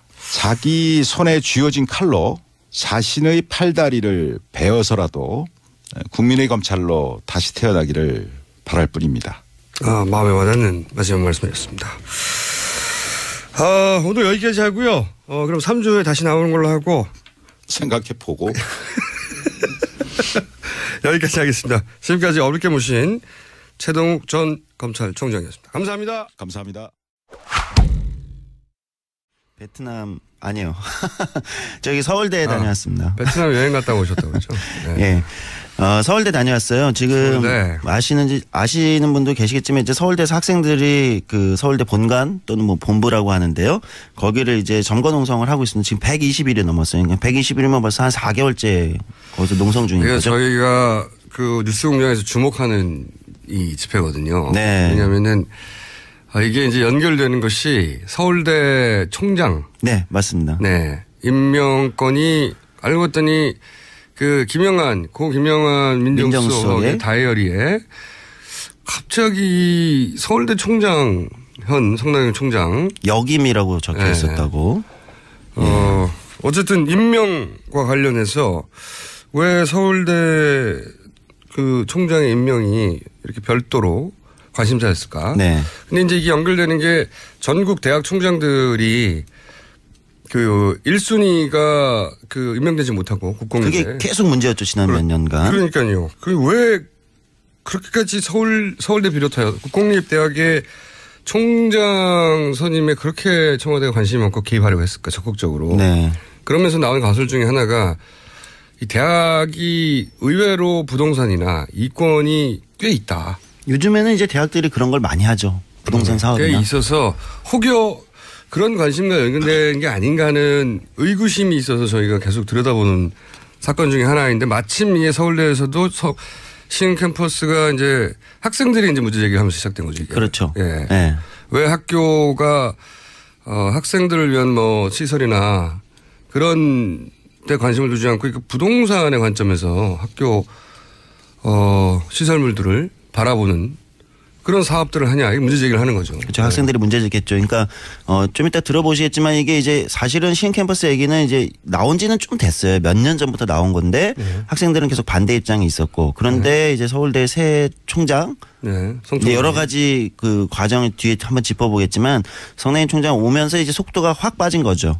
그러면서 이제 학생들도 이제 반발이 더 커진 거고 이렇게 하면서 이제 갈등이 되면서 이제 농성이 계속 지속되고 있습니다. 최근에 이게 짧게 단신처럼 지나가서 많은 사람이 주목하지 않는데 성 총장이 온 직후에 이 시흥 캠퍼스 관련된 그 기획서를 보면 수익사업 관련된 기획서가 있죠. 수익 사업을 본격적으로 하겠다고 하는 그래서 이제 총장 임명과 이 수익 사업에 대한 기획과 맞물려서 돌아간 것이고 혹시 임명과 관련성은 없나? 워낙 최순실 게이트의 그 사건들이 겉모습으로는 정상적인 사업인데 들여다보면 이권 사업이 많아가지고. 네. 네. 하필이면 또 성 총장님이 그 유명한 영남대에서 영남대 또 올해 교수 생활하셔서 예. 30년간. 그래서 이제 관심 있는 사안입니다. 자, 그렇죠. 가보셨고요. 예. 예, 일단 요 학생들 이야기 한번 들어보죠. 이시연 서울대 본부 점거본부 정책팀장 이야기 들어보겠습니다. 시흥 캠퍼스는 이제 서울대의 시흥시에 이제 제2 캠퍼스를 짓는 사업입니다. 그 골자는 사실 서울대와 시흥시가 그 건설자분이 계약을 맺어서 서울대가 입주한다라는 과장 광고를 해서 부동산 수익금을 얻고 그 부동산 수익금으로 만들어지는 캠퍼스입니다. 우선 부동산 투기를 조장해서 대학을 운영하고 조성하는 데에 대해서 문제의식을 기본적으로 갖고 있고 제2캠퍼스가 지어지게 될 경우 그것을 운영하기 위한 돈을 성낙인 총장은 수익사업과 산학협력으로 마련한다고 하고 있습니다. 그렇게 되면 지나치게 캠퍼스가 상업화되고. 예. 네, 여기서 이제 학생 기본적인 우려는 그런 거네요. 예. 그렇죠. 상업화와 수익 사업에 집중하면서 이제 상업화가 되는 거고 그것이 이제 교육의 질의 하락 또는 뭐 이런 걸로 연결되지 않느냐 이런 문제제가 있고 이제 애초부터 이 사업 자체가 이제 학생들과 어떤 협의나 이런 거 없이 좀 지나치게 밀어붙이식으로 진행된 거 아니냐 이런 얘기가 있어서 이게 학내 갈등이 생각보다 계속 커지고 있어요. 그리고 곧 3월이니까 이제 뭐 대학교 신입생들이 이제 막 들어올 시기죠. 이러다 보니까 이제 이건 학생 쪽에서도 또는 학교 쪽에서도 양쪽에서도 이제 새로 들어오는 신입생들을 두고 과연 이제 어떻게 좀 더 자신들의 주장을 더 많이 할 것인가 이런 이제 논란이 있는데 학교 쪽에서는 뭐 입학 예정의 신입생들과 학부모들한테 이제 문자도 발송하고 학생들이 점거 농성 때문에 뭐 이게 곤란하니 뭐 여기 관련된 행사에 참가하지 말아라. 이런 문자도 발송하고 학생들은 또 신입생들에게 최대한 우리 뭐 학교를 본인들 입장에서는 제대로 바로잡기 위해서는 관심을 가져달라 뭐 이런 얘기도 하고 있는 거죠. 그러니까 이게 제가 기억하기로는 이명박 정부 시절부터 굉장히 이제 심화 강화됐는데 그 대학이 기업처럼 변해가고 있어요. 굉장히. 이미 기업입니다. 지금은. 사실상 네. 기업이고요. 지금은. 사실상 기업인데 예전에는 그 회사 그 대학에 장사를 해도 뭐 책을 가지고 간다든지. 그렇죠. 그러니까 교육과 직간접 연관이 있는 걸로 어떻게 해보려고 했는데 이제는 대놓고 부동산 사업을 해요. 부동산 대학들 부동산 투자는 뭐 굉장히 많이 하고 있고요. 그다음에 학교마다 이제 뭐 병원이 있는 학교 또는 뭐가 있는 학교 특징이 있잖아요. 이런 걸 연계해 가지고 하는 이런 수익 사업들에 경쟁적으로 나서고 있죠. 그리고 이제 그 수익들이 기본적으로 학생들 수업과 연관돼서 재투자되면 또 이런 불만이 없을 수 있는데 예. 그 수익은 또 다른 부동산 투자에 연결돼요. 그렇죠. 그러니까 그냥 장사하는 거예요. 계속해서. 이제 사립대들은 이게 이제 재단 수익으로 가서 더 네. 불만이 있는데 이제 이게 국립대들은 그나마 이제 재투자가 된다는 약간의 그런 게 있었는데 서울대 같은 경우는 뭐 어쨌든 법인화도 하고 뭐 여러 가지 과정에 있어서 학생들은 불만이 있는 거죠. 학생 얘기 한 번 더 들어볼게요. 예, 이 점거에 참여하고 있는 학생 인터뷰 하나 더 들어보겠습니다. 저희 가장 걱정은 그 본부 측에서는 지금 뭐 사회대화 같은 경우에는 새내기 새로 배움터라는 그 자체 행사에도 참여하지 말라고 하고 있고 그리고 직접 문자를 신입생들한테 돌려서 지금 불법적으로 너네 선배들이 점거하고 있으니 참가하지도 말고 그 사람들을 최대한 멀리해라 이런 식으로 문자를 보내고 있는데 그래서 지금 규탄 그 기자회견도 열고 있고 지금 대자보도 지금 페이스북에 많이 올리면서 홍보하고 있거든요. 네. 이렇게 학생 자치를 탄압하는 거잖아요. 결국에는. 그 학생 입장에서는 이제 그 접근이 이 정도인 건데 원래 이대에도 이런 수준에서 처음에는 접근이 됐죠. 그렇죠. 근데 네. 이제 그러다가 일파만파 이게 갑자기 막 해다 보니까 고구마 죽인 줄 알았더니 끝에 금동불개가 있었다는 거 아닙니까? 알고 봤더니 막 최순실이 딸려 나왔다는 거 아닙니까? 네. 그때 상상도 못했던 거죠.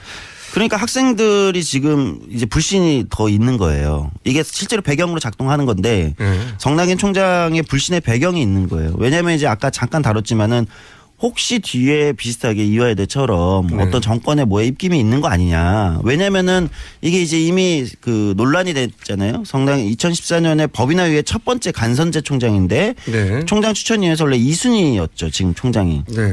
근데 이사회에서 1순위 후보를 제치고 최종 후보 결정됐어요. 이제 당연히 이제 뒷말이 돌았겠죠. 이게 또 이제 아까 얘기했던 다른 국공립대학의 그렇죠. 총장들이 분명히 1순위가 있는데도 임명이 되지 않고 임명을 안 한 채 뭐 몇 개월이 아니라 1년, 2년 막 지나고 네. 그래서 결국 또 선거에서 또 1순위가 나와도 그 1순위를 임명하지 않고 2순위를 임명하는. 그렇죠. 예. 이때까지는 딱 한 번인가의 사례밖에 없었다. 왜 1순위로 뽑혔는데 알고 봤더니 뭐 법적인 문제가 있었다든가. 네. 그런 경우를 제외하고는 이게 정권 차원에서 대학 총장 임명에 개입한 사례가 과거에는 없었다고. 없었죠. 네, 없었는데 이번에 매우 적극적으로 개입했거든요. 그래서 이제 이번에 이제 여러 가지 수사 과정에서도 뭐 경북대니 어디니 뭐 과연 이제 이게 김기춘 비서실장 얘기도 막 나오기도 하고 전 비서실장 얘기도 나오기도 네네. 하고 복잡했는데 이런 과정에서 이제 서울대에서도 약간 이제 이게 드러나기 시작하니까 왜 그러냐 또 고 김영환 민정수석의 비망록에 서울대 총장 얘기가 들어가 있으니 하필이면 없으면 모르겠는데 네. 그러니까 거기는 민정수석이잖아요. 게다가 그렇죠. 민정수석이 대학 총장에 특별히 관심을 가지는 보직이 아니잖아요. 네. 그래서 더 불신이 큰 거죠. 그렇죠. 학생들. 뭔지는 모르겠으나 뭔가 이렇게 뒤에 흐릿하다 이런 생각을 학생들도 하지 않을 수 없죠. 그리고 더군다나 최근에 밝혀진 게 이제 이 수익사역 관련된 문건이기 때문에 더 그렇습니다. 수익사역 문건 관련된 것도 한번 이야기를 한번 들어보셔야 될 것 같아요. 이시연 정책팀장 간단히 한번 들어보시죠. 총학생회장이 공공기관에 대한 정보 공개 청구를 한 결과 학교는 재정운영 계획이 부존재한다고 통보했죠. 그런데 이것이 완전히 거짓말임이 드러났습니다. 이 보고서에서는 총 운영 비용 약 100억 원에 달하는 연간 총 운영 비용을 조달하기 위해서는 3분의 1가량 수익 사업에 의존해야 된다고 분석하고 서울대 병원을 연계한 헬스케어와 건강검진센터, 복합 스포츠센터, 스파센터 이런 말도 안 되는 수익 사업이 담긴 구상을 이번 재정전략 수립에 담았습니다. 다양한 수익시설들을 시흥캠퍼스에 짓는 이런 문제는 결국 대학이 해야 할 것이 무엇인가라는 질문을 던진다고 생각을 합니다. 대학은 교육을 하고 학문의 새 세대를 양성하는 곳이 되어야 합니다. 결코 구성원들이나 지역사회를 돈벌이로 되어서는 안 된다고 생각하고요. 그렇게 되면 저는 영리를 추구하는 기업과 다를 바가 없다고 생각을 합니다. 그러니까요. 스파하고 실버타운을 대학하고 무슨 상관이 있다고 여기서. 게다가 이제 총장 오자마자 이런 문서가 만들어졌다는 게. 그렇죠. 그러니까. 더군다나 아까 이제 총장 인선 과정에서 문제가 있는. 그래서 이제 이게 하도 문제가 되니까 소위 말하는 이거 블루리스트라고 하잖아요. 요즘에 블랙리스트에서 청와대에서 대학 총장들을 이렇게 한다. 그래서 이거를 이제 막는 법안이 발의가 되기도 했습니다. 전재수 국회의원님인데요. 한번 인터뷰 간단히 들어보시죠. 국공립대 총장 임용에 청와대 실세들이 개입해서 정권의 입맛에 맞지 않는 후보들을 배제했다는 겁니다. 그래서 저는 청와대 등 권력기관이 대학 총장 임용에 개입할 수 없도록 교육공무원법 개정 법률안, 말하자면 일명 블루리스트 방지법을 대표 발의했습니다. 대학 구성원들이 총장 선출 방식을 직접 결정을 하면 이 법안을 발의하셨다는 거죠. 네. 그러니까 어쨌든 지금 정권 들어와가지고는 어째 교육계 대학조차도 이제 정권의 입맛에 맞게 뭐 하려고 한 거 아니냐 이런 문제의식이 굉장히 크게 확산되고 있는 거죠. 해외 원조 사업, ODA 사업을 파봤더니 거기에 최순실 이권이 있더라. 예. 상상도 못했잖아요. 대학 총장도 그럴 개연성이 있다. 한번 따져보고 관심 가져봐야 되는 사안. 이다 저는 그렇게 생각합니다. 네, 오늘 여기까지 하겠습니다. 네, 감사합니다. 곧 국장이 되실 조성주 미래정치센터의 수석님이셨고 저는 김어준이었습니다. 수사가 아직 30%도 안 됐다. 그게 첫 번째 이유고. 그러면 두 번째 이유는 어떤 게 있습니까? 어차피 특검법이란 건 한시법이고 제한된 법정 기간 내에만 특검이 수사를 할 수 있는 것인데 지금 70일이 다 돼가고 그다음에 30일을 만약에 연장이 안 돼서 2월 말까지 특검 수사 활동이 종료가 된다면 이 특검에 수사하고 있었던 이 모든 사건들은 다시 검찰의 손으로 넘어가게 됩니다. 네네. 그런데 이 사건을 먼저 수사했던 현재의 검찰은 재벌과 권력 간의 뇌물수수 혐의에 대해서는 손도 대지 못했었고 직권남용했죠. 직권남용죄로만 기소를 했죠. 또 우병우 등 그 관련 공무원들의 비호 방조에 대해서는 제대로 수사도 하지 못한 채 특검한테 사건을 전부 이관하는 지금 그런 상황이 되지 않았습니까? 저도 취재를 해보니까 우병우 관련은 텅 비어 있다고 하더라고요. 예. 네. 아예. 예. 그래서 뭐 여러 가지 뭐 국정원 댓글 사건도 있고 국정원 간첩 증거 조작 사건도 있고 뭐 여러 가지 사건들이 많이 있었습니다. 예. 뭐 또 세월호 예. 사건 수사 제대로 수사가 안 됐던 뭐 여러 가지 사건들이 뭐 제대로 수사가 안 돼서 저도 참 안타깝고 그렇게 바깥에서 바라다 봤습니다마는 그 중에서도 이 최순실 박근혜 국정농단 사태와 직결된다고 할 수 있는 예. 정윤회 사건이 있지 않습니까? 네네. 그 경우에 다 기억을 하십니다마는 정의대 사건은 찌라시로 그렇죠. 또 국정농단은 아예 없었던 걸로 예. 그렇게 다 검찰에서 수사를 해서 그때 덮어버렸지 않습니까? 국정농단이 아니라 문서 유출 사건이 돼버렸죠. 졸지에 국정 문서 유출 사건으로 예. 사건이 변질이 됐고 예. 국정농단 사태는 다 물밑으로 들어가 버렸죠. 그렇죠. 그래서 그때 당시에 검찰이 제대로 바로 서서 정말 원칙대로 수사를 제대로 하는 척이라도 했다면 대한민국이 과연 이런 지경까지 되었을까? 또 우리 대통령께서도 이렇게 불행한 상황까지 봉착을 하게 됐을까? 탄핵이라는 참 아쉽습니다. 그런데 그 당시에 수사했던 그 검찰 지휘 라인이 어떠했는지 그 총수께서는 기억을 하십니까? 테스트인가요? 우선 법무부 장관이 황교안, 네. 검찰 지휘권을 가지고 있는, 그리고 총장은 김진태, 중앙지검장이 김수남, 그리고 청와대에는 그 유명한 김기춘, 우병우 이 두 분이 있었죠. 네. 예, 어떻게 저보다도 더 잘 기억을 하고 계신 것 같습니다. 박수 부탁드립니다.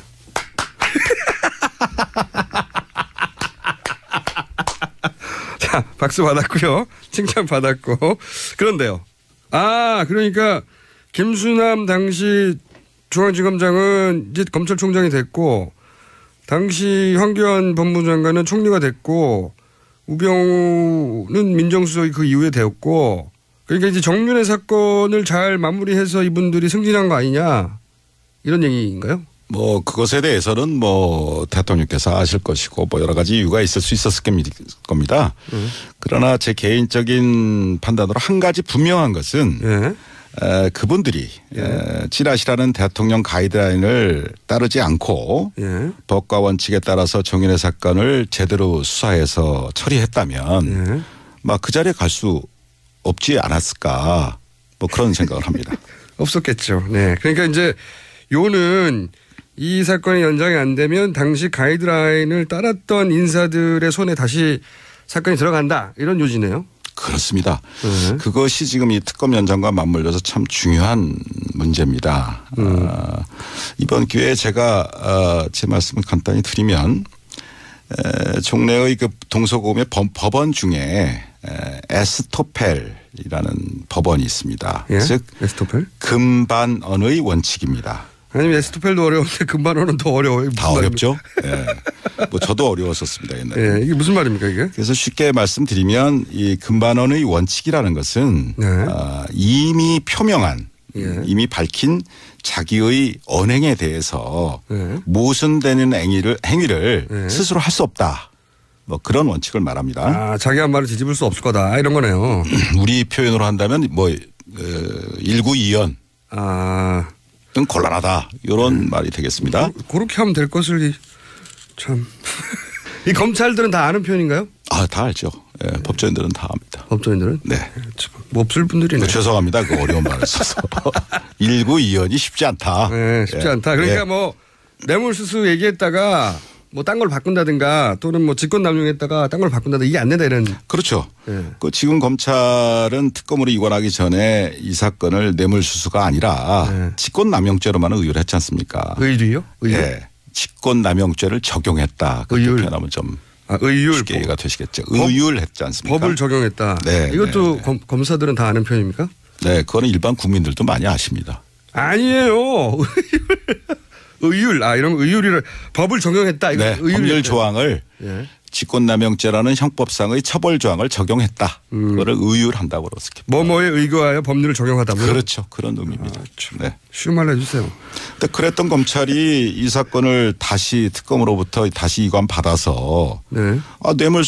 뇌물수수죄로 제대로 수사해서 기소할 수 있겠냐. 자기가 한 말이 있는데 네. 예. 그때는 왜 몰랐냐. 네. 이렇게 말을 할 수가 있겠네요. 불가능한 거죠. 일구이원하는 문제가 되니까. 그다음에 또 한 가지는 이것 또한 어려운 말입니다.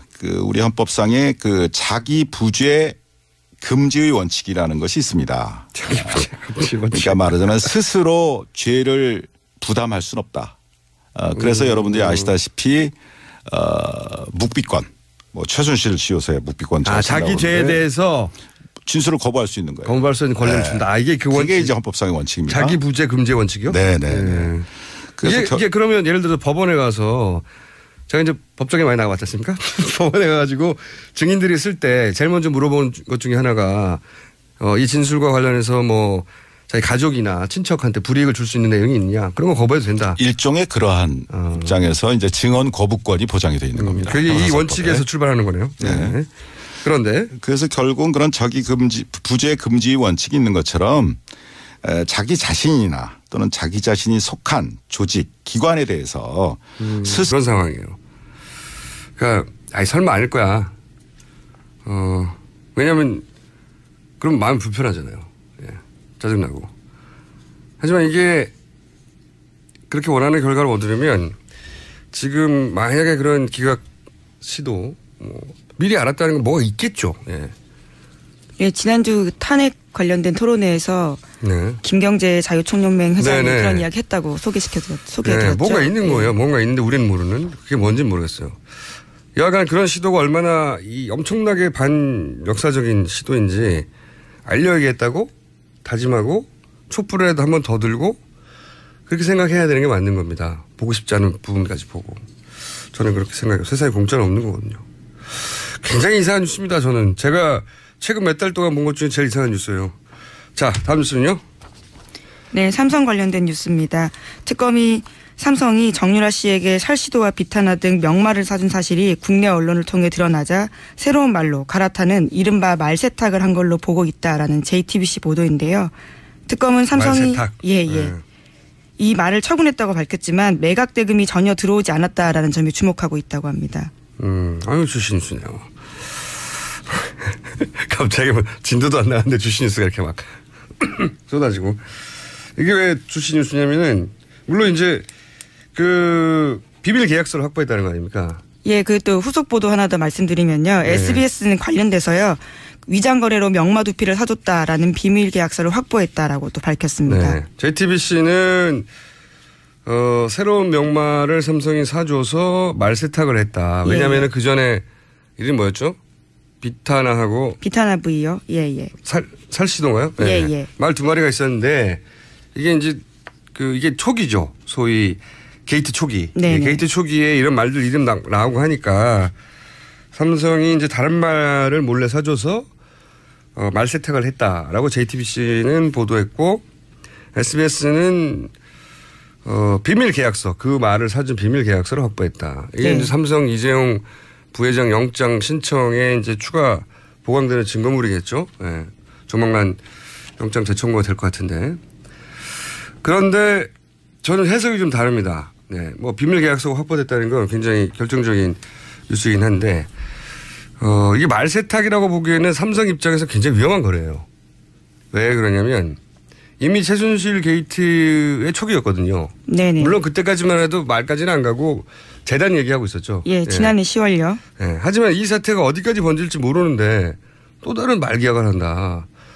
더군다나 초기 계약은 최순실 씨 이름으로 말을 준 게 아니었어요. 네, 삼성 소유였죠. 네. 그때는 초반에는 이 나중에 문제가 될지 모르니 말 소유는 삼성으로 해두고 사실상 무제한으로 써서 사실상의 소유권을 주는 것과 마찬가지다. 이런 계약을 했잖아요. 근데 최순실 씨가 초반에 이 말이 삼성전자 소유라고 나온다고 해가지고 말 패스포트라는 게 있대요. 그죠? 네네. 네. 그때 화를 냈었다는 보도가 짧게 있었죠.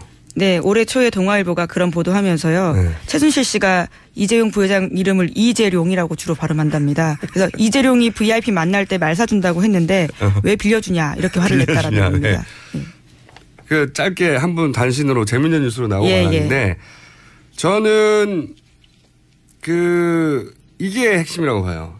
최순실 씨와 관련된 해프닝들, 이해할 수 없는 일들은 다 최순실 씨의 욕심, 과도한 욕망, 이 관점에서 봐 이해가 되거든요. 그러니까 그런 상황, 초기 게이트가 막 시작된 상황에서도 최순실은 말 소유권을 완전히 넘겨받고 싶었던 거예요. 그래서 저는 말 소유권을 넘겨버리고 이런 복잡한 일을 벌였다. 복잡한 계약이거든요. 그러니까 이게 겉으로는 삼성이 소유한 말 2마리, 실제로는 최순실 씨가 이용하던, 정유라가 이용하던 말 2마리를 말장사에서 팔죠. 하나의 거래가 있고. 네네. 그리고 최순실이 다른 말 2마리를 그 말장사, 똑같은 말장사로부터 사는 거래, 2개의 거래가 있는 거예요. 겉으로는. 그런데 이 별개의 두 개의 거래가 있는 것처럼 보이지만 실제로 하나다. 왜냐하면 삼성이 말을 팔았으면 삼성이 돈을 받아야 될 거 아닙니까? 네네. 근데 삼성이 돈을 안 받아요. 예, 돈 들어오는 흔적이 없다는 거죠. 예, 삼성이 돈을 안 받고 최순실 씨가 비싼 말을 아주 싸게 삽니다. 그러니까 그 말을 주고 첫 2말을 주고 그 차익만 지급한 거죠. 그래서 2 거래가 사실은 하나의 거래인데 그렇게 2개의 거래가 일어난 것처럼 만들어서 말을 넘겨주는 거죠. 네. 현물로 말을 주고. 네네. 네, 그 차익을 이 기사만 봐서 무슨 말인지 몰라요 이게. 그 말이에요. 복잡하게 거래하는 것들을 설명해 네. 주시고 계신 거죠. 네. 예, 예. 그 말인데 이렇게 왜 했느냐. 최순실 씨 소유로 바뀌었거든요. 이렇게 되고 나서. 최순실 씨는 그렇게 초반에 게이트가 터졌는데도 말을 정유라 이름으로 사고 싶었던 거예요. 욕심이 그 정도인 겁니다. 네. 네, 물론 삼성은 아직까지 블라디미르 구입에는 관여하지 않았다 이렇게 하고 아니, 있습니다. 거래가 2개라고 하면 네, 네. 우리는 말을 팔았다고. 네. 근데 관련된 비밀 계약서가 나왔다는 거죠. 사실 이게 따지면 외통수거든요. 외통수인데 상대가 삼성이기 때문에 네. 영장이 기각될 있을 수 없는 일인데 말했잖아요. 저랑 둘이 이런 일을 했다면 우리는 벌써 감옥 가가지고 네. 지인장이 감옥 가 있다고. 너무 많아. 너무 증거가. 복잡해서 버릴 수도 없는 일인 것 같습니다. 어렵게 한 거예요. 예. 삼성 입장에서는 안 들키려고 머리를 많이 굴린 거죠. 그 전까지만 해도 무슨 일이 벌어져도 마지노선을 지켰는데, 예. 내놓으라고 말. 그러니까 결국은 말 내라! 그래가지고 이제 그럼 있던 말 주고 자기 돈 안 돌려받고 말장사만 이익이잖아요. 근데 말장사가 그 돈을 가진 게 아니라 그 차익만큼 다른 말을 더 비싼 말을 주면서 차익 일부를. 그럼 최순실이 엄청나게 싼 가격으로 말을 샀다. 이렇게 주장하는 정도. 그 돈도 자기 돈은 아닐 거라고 봅니다만은 그런 일이 벌어진 거예요. 예. 재밌는 일. 하지만 영장은 기각될 확률이 80% 이상이다. 네. 750원 거셨던 걸로 기억하는데요. 750원짜리 걸었습니다. 예, 예. 자, 오늘 잠시 후에 이 관련해서 국내 최고 전문가와 함께 인터뷰가 예정돼 있거든요. 미리 말해버릴까? 잠시 후에 저희가 최동욱 전 검찰총장을 모시고 요거 삼성 영장 어떻게 되는지 특검 연장 어떻게 되는지 스튜디오를 모시고 이야기 들어보기로 했습니다. 궁금하네요. 네, 어렵게 오셨어요. 어찌나 안 나오시려고 그러는지. 납치해 왔어요 제가. 자, 다음 뉴스는요. 네, 계속해서 삼성 관련 뉴스인데요. 공정위가 2015년 10월 달에 삼성 합병 이후에 순환출자가 강화되자 삼성 SDI가 보유한 삼성물산 주식을 매각해야 되는 상황이었는데 그것을 절반으로 줄여줬다라는 것은 이미 보도해드렸습니다. 관련해서 최상목 당시 청와대 경제수석금융비서관이 공정위에다가 연락을 했다라는 거고요. 또 김 부위원장 같은 경우에는 안종범 경제수석이 역정내고 있으니까 빨리 처리하라 라면서 공정위를 압박했다라는 겁니다. 삼성 편의를 봐주는 게 공정위 차원이 아니라 공정위가 했지만 공정위 차원이 아니라 청와대 지시라는 얘기죠. 예. 이것도 영장에 청구될 정황으로 추가되겠네요. 예. 청와대가 지시했다는 겁니다. 삼성 봐주기를. 왜 삼성이 청와대가 특정 기업만 이렇게 계속 꼼꼼하게 챙기냐 이런 뉴스인 거고요. 다음은요. 또 금융위 관련된 뉴스인데요. 이재용 부회장 경영권 승계와 관련해서 삼성이 쥐주사 체제 전환하기 위해서 금융지사 만들어야 했거든요. 그런데 금융위가 계속 반대했었습니다. 그런데 관련해서 안종범 전 수석 수첩에서 이재용 부회장과 박 대통령 만난 대화를 나눈 기록에요. 관련된 내용이 있다라는 겁니다. 금융지주 이렇게 쓰여 있다고 하는데요. 이게 이제 지난주에 제가 잠시 중간 금융지주라는 단어가 곧 등장할 것이다 언론에 등장했어요. 저 혼자 조용히 500원 따갔고요. 네. 누구한테 따셨나요? 저 혼자 조용히 따갔어요. 중간 금융지주를 한번 검색해 보시면 최근에 언론에 막 등장할 겁니다. 제가 이거 등장하기 전에 미리 얘기했던 사안이고 금산분리 때문에 그렇다고 그랬잖아요. 네. 산업회사, 금융회사 네. 같은 지주 회사 아래에 묶일 수 없다. 예를 들어서 뭐 삼성전자가 돈이 필요한데 삼성생명에서 돈 막 뺏어 쓰면 안 되잖아요. 그 고객 돈인데 그러지 말라고 분리시키라는 건데 금융산업이 한 지주회사 아래에 있을 수 없다. 이게 금산분리죠. 이걸 해결하기 위해서 이제 지난주에는 중간금융지주라는 편법, 이상한 편법 해결하는 시도가 있을 수 있다. 그거는 시도로 확인했어요. 이미 언론에 나오기 시작했고.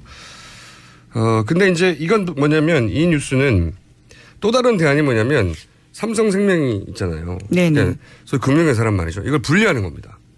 어떻게 분리하냐? 투자회사, 사업회사로. 금융회사인데 쪼개는 거예요. 성격을. 그런 다음에 삼성생명을 금융지주회사. 그러니까 삼성전자는 산업지주회사. 그다음에 삼성생명은 금융지주회사. 이렇게 지주회사를 두 개로 탁 나누는 이런 방안도 검토되었다. 그런데 그걸 안종범 수첩에 의하면 청와대가 또 도와주려고 했다. 뭐 이런. 삼성의 민원은 청와대가 참 관심 있게 챙겨주었다. 이런 정황인 거죠. 네. 해설이 됐나요? 네. 자, 해설이 됐고요. 자, 한 2, 3분 남았는데 죄송합니다. 자, 그다음 뉴스를 전해주십시오. 네, 또 삼성 대관 업무 총괄하는 장충기 사장이 2015년 7월 삼성물산 제일모직 합병이 성사된 직후에 안종범 전 수석에게 연락해서 감사의 뜻을 표시한 것을 특검이 확보했다라는 겁니다. 네, 역시 정황 중에 하나인데 예. 정황은 많이 나와요. 그리고 이제 보도된 게 이 정도면 그 영장을 청구할 때 영장실질 심사 하면서 이제 판사 앞에서 증거 내놓으면서 막 이제 격돌하건단 말이죠.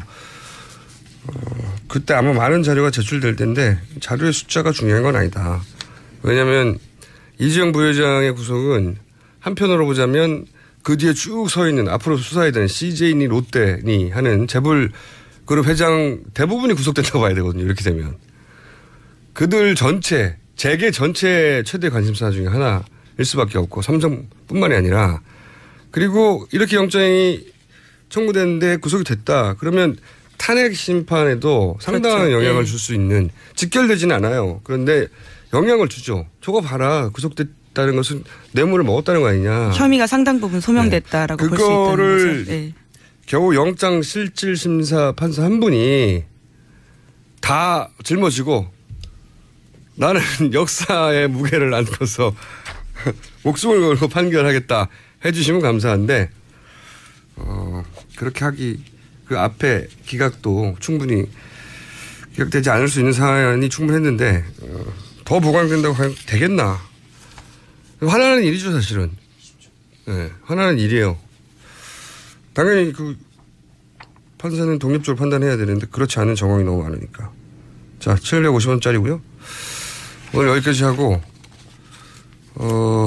잠시 이어지는 순서는 저희가 고대하는 게스트입니다. 아주 저는 개인적으로 기대하고 있습니다. 자, 지금까지 시사인의 김은지였습니다. 감사합니다. 총장님 잘리신 이후에 이 스튜디오에 직접 나오신 건 처음이죠? 예, 처음입니다. 네. 앞으로는 자주 있을 예정으로. 저 혼자 생각 중인데. 백수 생활을 오래 하셔서 그런지 피부가 아주 좋으세요. 네, 마음 잘 다스리고 네. 뭐 그림도 그리고 잘 치는 덕분이라고 생각합니다. 네, 아주 얼굴 좋으신데 요 인터뷰를 하고 나서도 계속 얼굴이 좋아질지는 잘 모르겠습니다. 제가 스튜디오에 오시려고 진짜 한 19초려 정도 했거든요. 19초려. 네. 자, 드디어 모셨습니다. 먼저 이 질문부터 드리겠습니다. 이 박근혜 정부와 국정원 댓글 수사를 하시다가 부딪히셨죠. 그러니까 청와대 말을 안 들은 거죠. 수사 의지를 너무 강력하게 보이시다가 처참하게 잘리신 분인데 최근에 이 박근혜 최순실 게이트를 보면서 어떤 느낌이 드시는지 간단한 소회부터 먼저 한마디 해 주십시오. 네, 제가 갑자기 검찰총장을 일상의 이유로 그만둔 이후에 많은 자성의 시간을 보내왔었습니다. 그런데 최근 최순실 국정농단 사태 이전에는 검찰 돌아가는 걸 보면서 우라가 치밀 때도 있고 많은 걱정이 되기도 했었습니다. 그런데 특검이 가동되고 또 특검이 본격 수사를 나서는 걸 보면서 국민 여러분들께서도 마찬가지시겠지만은 많은 위로도 되고 또 경우에 따라서는 안타까울 때도 있고 그렇습니다. 위로가 되신다는 건 기본적으로 특검이 잘하고 있다는 얘기겠죠? 네, 저는 그렇게 생각을 합니다. 자, 그러면 과연 이 분야의 전문가가 맞는지 얼마나 이 분야에 계시는지 잠깐 제가 먼저 짚어보면 검찰이 되신 게 나이가 언제셨죠? 그때? 예, 군 복무 3년 마치고 29살에 서울지검 검사로 임관을 했습니다. 29살에. 예. 그리고 확 잘리신 게? 총장 6개월 하고. 6개월? 예, 2013년 9월 30일자로 퇴직을 했는데 그때가 55살이었습니다. 29년. 제가 알기로는 헌정사상 최단기 검찰총장이었어요. 6개월. 6개월 검찰총장을 하셨고 그런 배경 지식을 가지시고요. 그러니까 사회생활 하시고 검찰에만 계신 거죠? 쭉. 네. 그리고 네. 백수 3년 했습니다. 많이 들으셨어요, 방송이. 자, 먼저 이제 특검 연장. 특검 연장돼야 된다고 많이들 얘기하는데 검찰총장 정도 돼본 사람이 특검 연장이 왜 돼야 되는지 말하는 걸 들어본 적이 없거든요. 검찰총장까지 해보신 분으로서 특검은 연장돼야 된다. 이유가 뭡니까? 첫 번째. 여러 가지 이유가 있습니다만은 일단 현재까지 수사 진행 상황을 보면 제 생각에는 약 한 30%도 채 다 못한 거 아닌가. 30%도 안 돼요? 예, 그렇게 생각합니다. 한 반쯤 된 게 아니라 30%도 안 되는 겁니까? 예, 그걸 말씀으로만 들을 것이 아니고 특검법의 그 수사 대상을 간단히 짚어서 말씀드리면 구체적 수사 대상이 14개 항목이 있고 또 마지막 15호에서는 그 수사 과정에서 인지된 관련 사건까지 모두 15가지를 수사하도록 되어 있습니다. 근데 그 중에서 1호 청와대 문건 유출 사건, 또 6호 정유라의 이화여자대학교 불법 입학, 또 7호 정유라의 승마훈련 지원, 또 8호 불법적 인사조치 의혹, 14호 김영재 성형외과 의혹 사건, 이 5가지 하고 또 마지막 15호에 수사 과정에서 인지한 블랙박스 사건. 블랙리스트죠? 예, 블랙리스트. 총장님. 예. 블랙리스트 사건. 네, 총장님. 예. 네, 블랙박스 아니고요. 예. 블랙리스트 사건. 그래서 김기춘 전 비서실장과 조현선 장관이 구속됐습니다만은 네. 그런 일련의 사건 수사 과정에서 참 짧은 기간 동안 놀라울 만한 수사 성과를 올렸다고 생각을 합니다. 이런 부분에 대해서는 국민 여러분들께서도 정말 많은 칭찬을 아끼시지 않아도 좋으리라고 봅니다. 특검이 짧은 시간에 비해서는 정말 성과를 많이 낸 게 맞긴 맞죠? 총장님 보시기에도. 그렇습니다. 예. 그런데 이제 우리가 매일 보도를 보다 보니까 사건 파악이 많이 됐고 수사가 많이 진행된 것 같지만 총 15개 중에 5개 플러스 1 이 정도 진행이 됐다. 아직 그러니까 10개 항목은 제대로 시작도 안 된 거네요. 예, 그렇고요. 그렇고 그 진행된 부분에 대해서도 예. 사실 이번 그 최순실 국정농단 사태의 핵심은 재벌과 권력 간의 불법 유착 비리 그리고 그것을 가능하게 했던 그 공무원들의 비호 방조에 대한 처벌 문제지 않습니까? 그래서 특검의 수사 대상이 먼저 재벌들과 권력 간의 뇌물수수 의혹과 관련된 3, 4, 5호. 다음으로 이런 국정농단을 가능하게 했던 우병우 등 관련 공무원들의 직무유기나 직권남용 등 방조 비호 의혹과 관련된 90호 그 큰 두 덩어리가 주된 요체입니다. 그런데 그 재벌 권력과 재벌 유착과 관련해서는 잘 아시다시피 삼성 이재용 부회장 영장 기각으로 인해서 3주간 또 수사가 많이 딜레이 됐고 나아가서 삼성 이외에도 SK라든가 롯데라든가 CJ라든가 이런 여타 재벌들에 대해서도 많은 뇌물수 의혹이 제기되지 않았습니까? 진도가 딱 막혔어요. 영장 기각되면서. 그런 부분에 대해서는 전혀 지금 수사를 진척할 수 있는 여유가 없었던 것 같고 그다음에 그 무엇보다도 이런 국정농단을 가능하게 했던 그 비호 의혹과 관련해서 우병우 등 그 관련 공무원들에 대한 사건이 뭐 아직 시작도 안 했고 막 그거는 이제 시작 단계 아닌가 뭐 그렇기 때문에 결국 실질적으로 봐도 30% 이상은 진척됐다고 보기가 어렵다. 그렇군요. 듣고 보니까 그런데 그래서 이 영장 기각이 굉장히 크게 특검의 수사를 방해하는 건데 자 그럼 이제 대형 사건 수사도 하셨고 검찰총장도 하셨고 그런 경험을 총망라해서 비춰볼 때 이 정도 규모의 복합적인 사건이면 얼마의 인력이 지금은 20명이거든요. 근데 얼마의 인력이 얼마의 기간 동안 20명이 70일 동안 하고 끝날 공산이 크게 됐는데 얼마나 필요합니까? 얼마의 기간과 사람? 네, 그래서 이 부분에 대해서는 이전에 특검법 제정되기 전에도 제가 한번 지적한 기억이 있습니다만은 적어도 이런 정도 사건이라면 너무 많은 그 의혹이 제기되어 있는 사건이기 때문에 적어도 유능한 검사 약 40명 정도는 투입을 해서 1년 정도는 1년? 지속적으로 수사를 해야 비로소 대부분의 실상이 제대로 밝혀질 것이라고 믿습니다. 실제 과거에 그 수사하셨던 재벌 수사 경험에 비춰보자면 어떻습니까? 구체적으로 좀. 네. 그 수사라는 것은 이제 선택과 집중이 참 중요한데 제가 2006년도 중수부 수사기획관을 할 때 그때 현대자동차 비자금 사건을 수사한 적이 있습니다. 한 건. 예. 네. 그 단발 사건이죠. 한 건 사건이었는데 그때만 해도 중수부 검사 20명 정도가 4개월 정도를 정말 낮밤 없이 내사함이 수사를 진행했고 그렇게 해서도 아주 힘들게 청문개정을 구속했던 기억이 있습니다. 그럼요. 한 건을 4개월 해야 제대로 수사가 되는데 지금 이 정도는 안 된다. 그러니까 총장님 보시기에는 2배로 늘리고 70일, 100일이 아니라 1년을 해야 된다. 이렇게 보시는 거죠. 그렇습니다. 네, 이게 제대로 수사가 되려면. 이게 최고 전문가의 견해입니다. 자, 어제도 계속 나오더라고요. 네, 정우택 자유한국당 원내대표가 어제 이렇게 이야기했습니다. 자유한국당은 아직 모르시는 분들을 위해서 설명해드리면 새누리당이 당명을 5년인가요? 5년 만에 바꾼 겁니다. 자유한국당. 네. 앞으로 이제 한국당으로 불러달라고 하죠. 네. 근데 많은 분들이 자유당으로 부를 것 같아요. 자한당 뭐 이렇게 줄여 부르기도 하고요. 자한당은 입에 잘 안 붙고 자유당 아니면 한국당 둘 중에 하나로 부르지 않겠나. 어쨌든 새누리당이 당명을 바꿨습니다. 네. 원내대표 정우택 원내대표가 네, 정우택 원내대표가요. 여야 지도부는 탄핵 심판 결과에 절대적으로 승복한다라는 선언해야 한다 이런 이야기를 한 건데요. 대선 후보를 반헌법 인사로 이것에 승복하지 않을 경우에 해당 대선 후보는 반헌법 인사로 규정해서 후보 자격을 부여하지 말 것을 합의하자 이렇게 제안했습니다.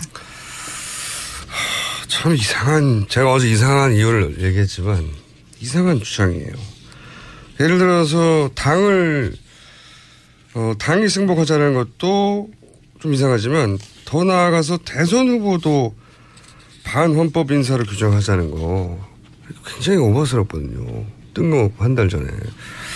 근데 결국 이제 원내대표가 그 앞에서는 뭐 그러자라고 구두로 자기들끼리 얘기를 했다고. 물론 이게 이제 무슨 성명서를 쓰거나 각 당에 돌아가서 각 당의 입장으로 발표를 하진 않았지만 그 앉은 자리에서 그렇게 하자 얘기가 나왔다는 거죠. 네네. 어제 같이 식사를 하는 자리에서. 밥 먹다가 그렇게 합시다. 뭐 이 정도 나왔다는 건데 물론 최종적으로는 어떻게 입장이 정리될지 모르겠는데 저는 이 뉴스가 참 마음에 걸려요. 어제도 얘기했지만 한 번 더 짚자면 갑자기 주시로 만든 다음에 주시라는 생각은 없었는데 주시를 만든 다음에 제가 이제 새누리당을 오랫동안 관찰한 오랜 관찰자로서 전문 관찰자 아니겠습니까? 제가?